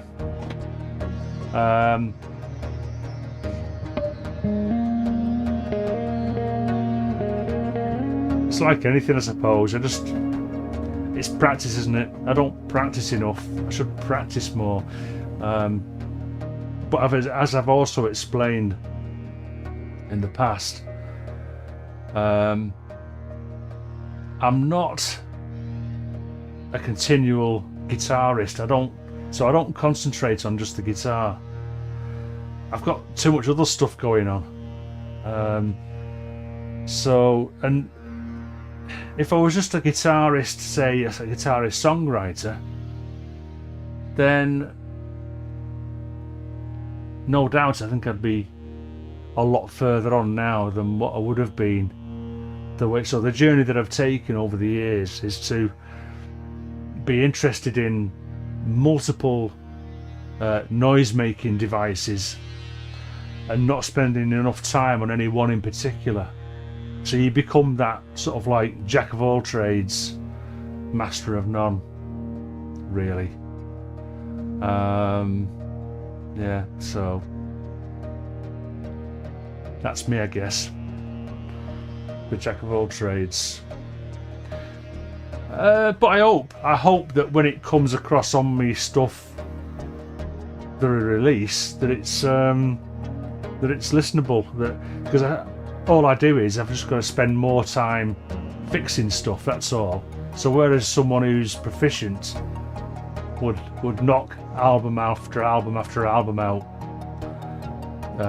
quite quickly and quite proficiently, I have to take time.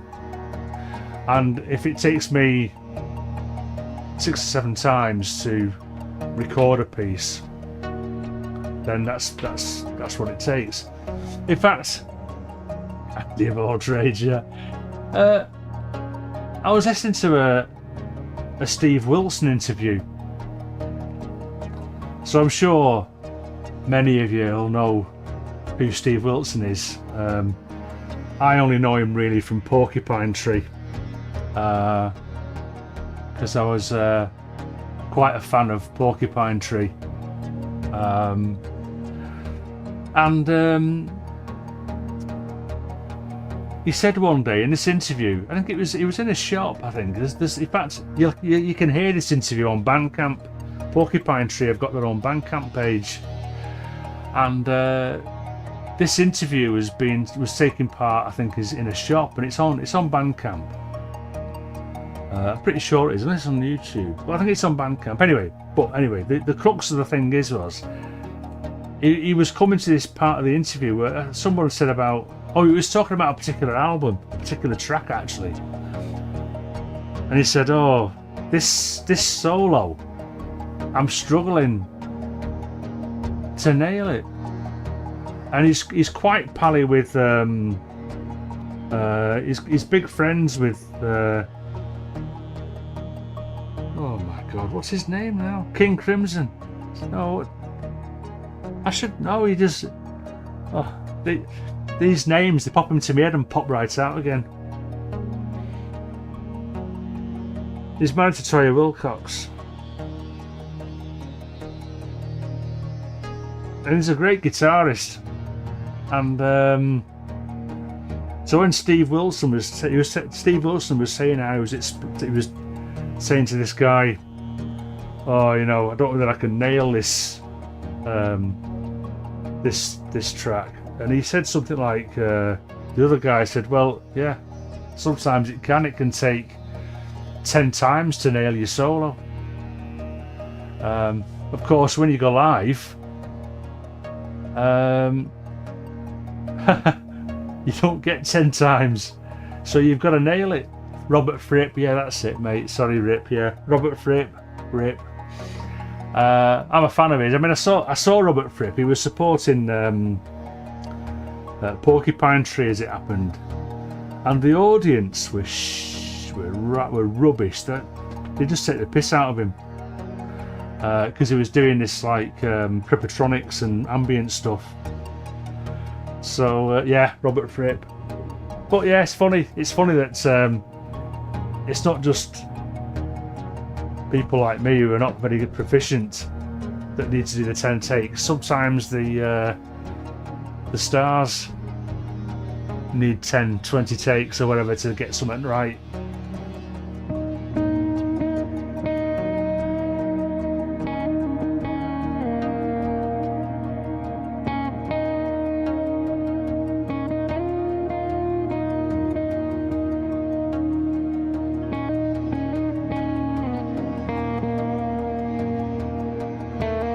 Oh, see, that doesn't fit. I mean, some notes just don't fit. Not even as passing notes, that doesn't fit at all. That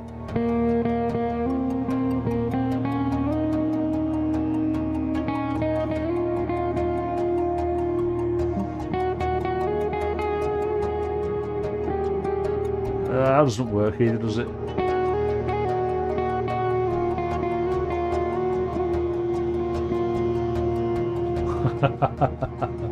$700, wow. Yeah, blues note, yeah, or jazz note, mate.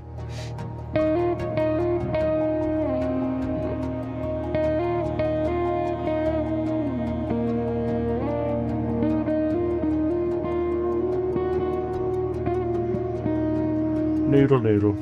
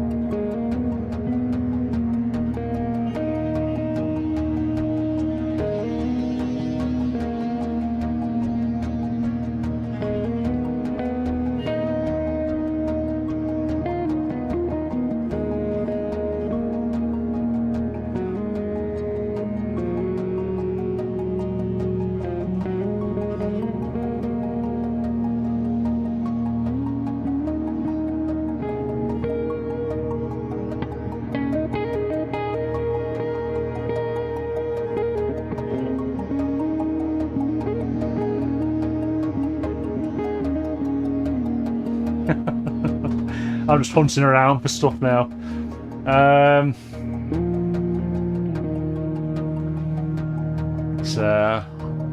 10 minutes.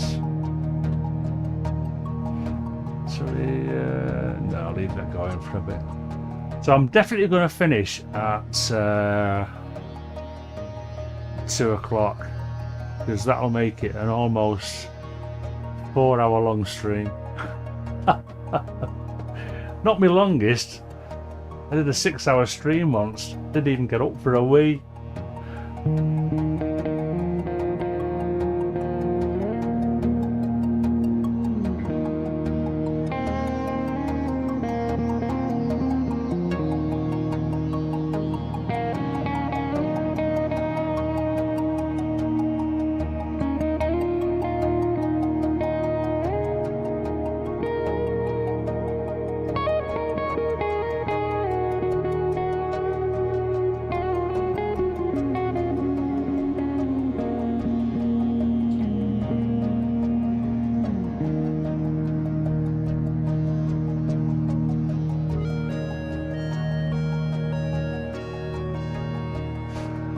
Yay! Oh.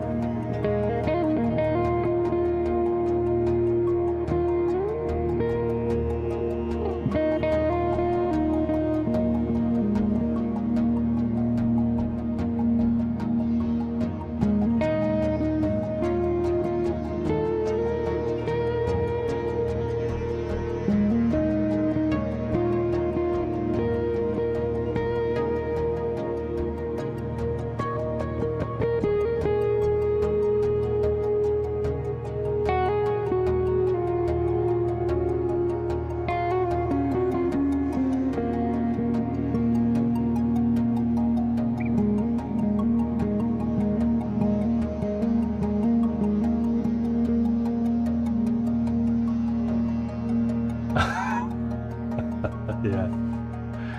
Leave that sort of stuff to the experts. Do you know what? I mean, I don't know. Who was it? That's another famous guitarist. It was quite, I wouldn't say slamming the shredders, but sometimes you can get just as much feeling out of a lead without doing all the speed picking or sweep picking or whatever. But I mean, but you want to check out, so HC Nilsson, Chris, right? Check out his channel, right? Because that guy shreds and he's pretty damn good. It's well worth popping along for a quick listen. So what was you saying? That PRS has a certain knack on the pick attack. Oh, okay. Well, I mean, I only use my fingers. I don't use a plectrum. I stopped using it. I do have a plectrum knocking around. There you go. I use Jim Dunlop's. So, I don't know if you can see that or not. Jim. It's the Jim. It's a. Oops. It's a 0.88mm. So, yeah.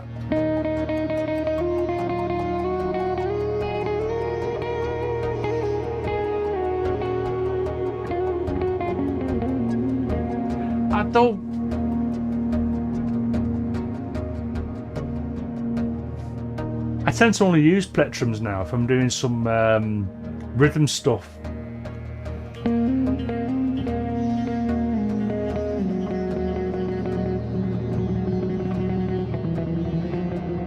But perhaps perhaps I should try it picking up again.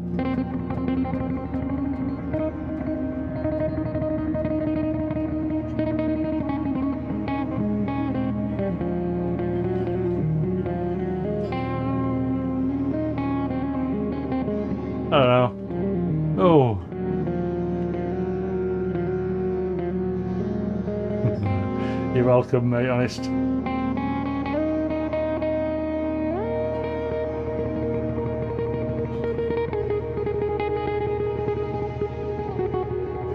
See, I just don't hold it right. I don't hold my plectrum right at all.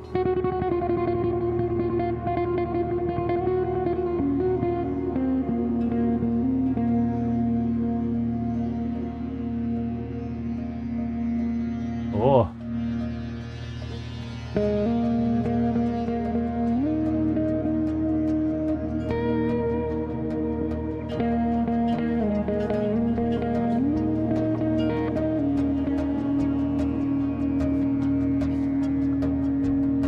Yeah. Just do what you do. I think it's also part of being a bit different, isn't it?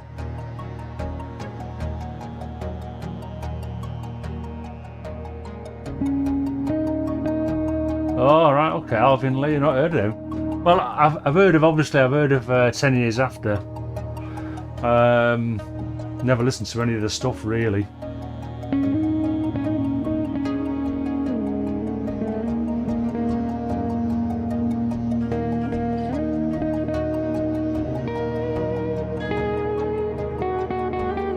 Oh. Oh, oh, oh.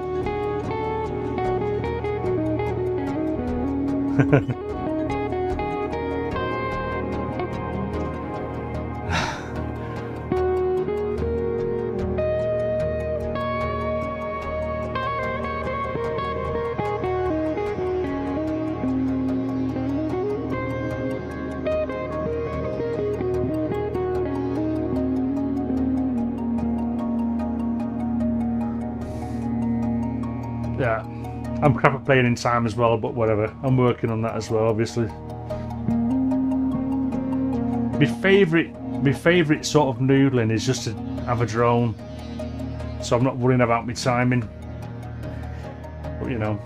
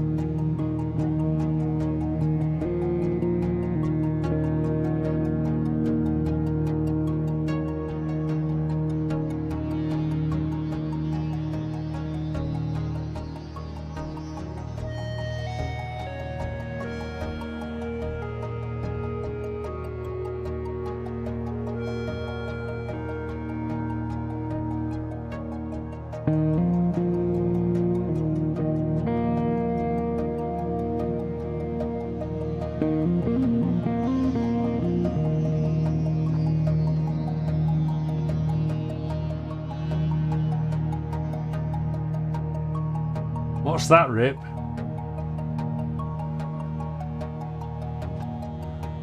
I've not heard of that one.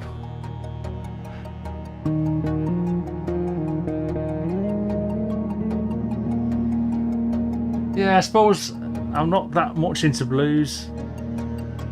Listening anyway. I'm more sort of like proggy, really. Which has blues elements, but you know.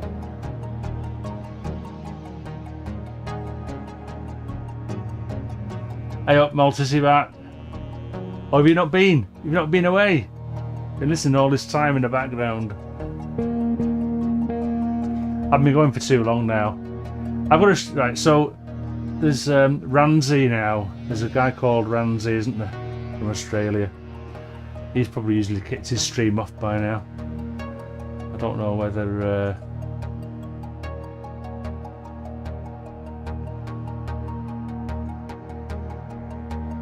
have a look.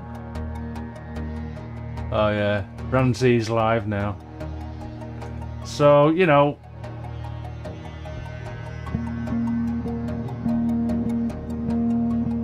Yeah, man needs to eat, dude.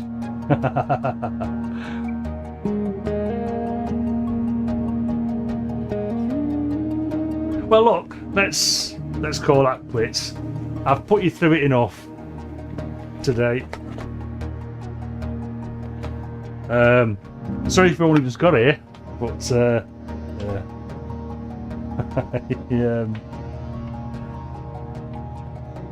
it's got to be time to pack in.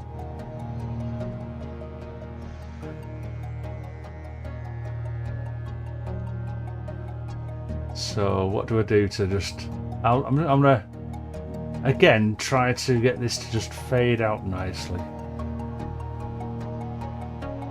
I suppose I could take out these bits by hand.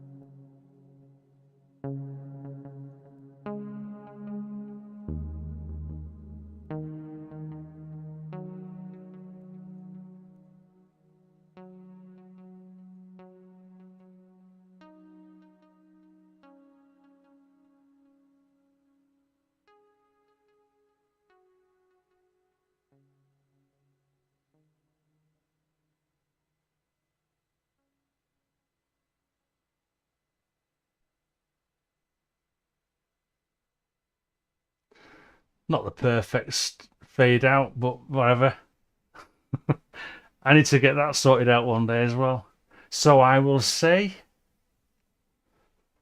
let's turn this off as well, so it just stays on that camera. Thank you very much for staying with me for 4 hours today. Nearly 4 hours. Well, there was that bit of a hiccup at the beginning. As I said, I don't know what happened there. I think it was something with the space bar when I had OBS in focus.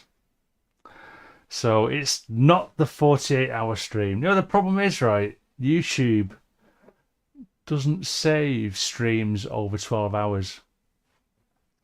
And I will do it. I want to do one day. I want to do an 11-hour live stream and just keep going for 11 hours straight and see how it happens.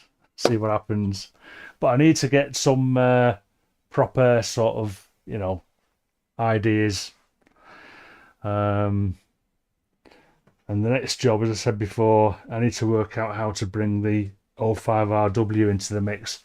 Oh, and how to control that thing via MIDI, the filter and oscillator stuff and what have you via MIDI. That's on my to-do list as well. So many to-dos. So yeah, thank you very much. Thank you to Gaz. So Gaz means that I can now go and buy some more MIDI cables. Thank you very much.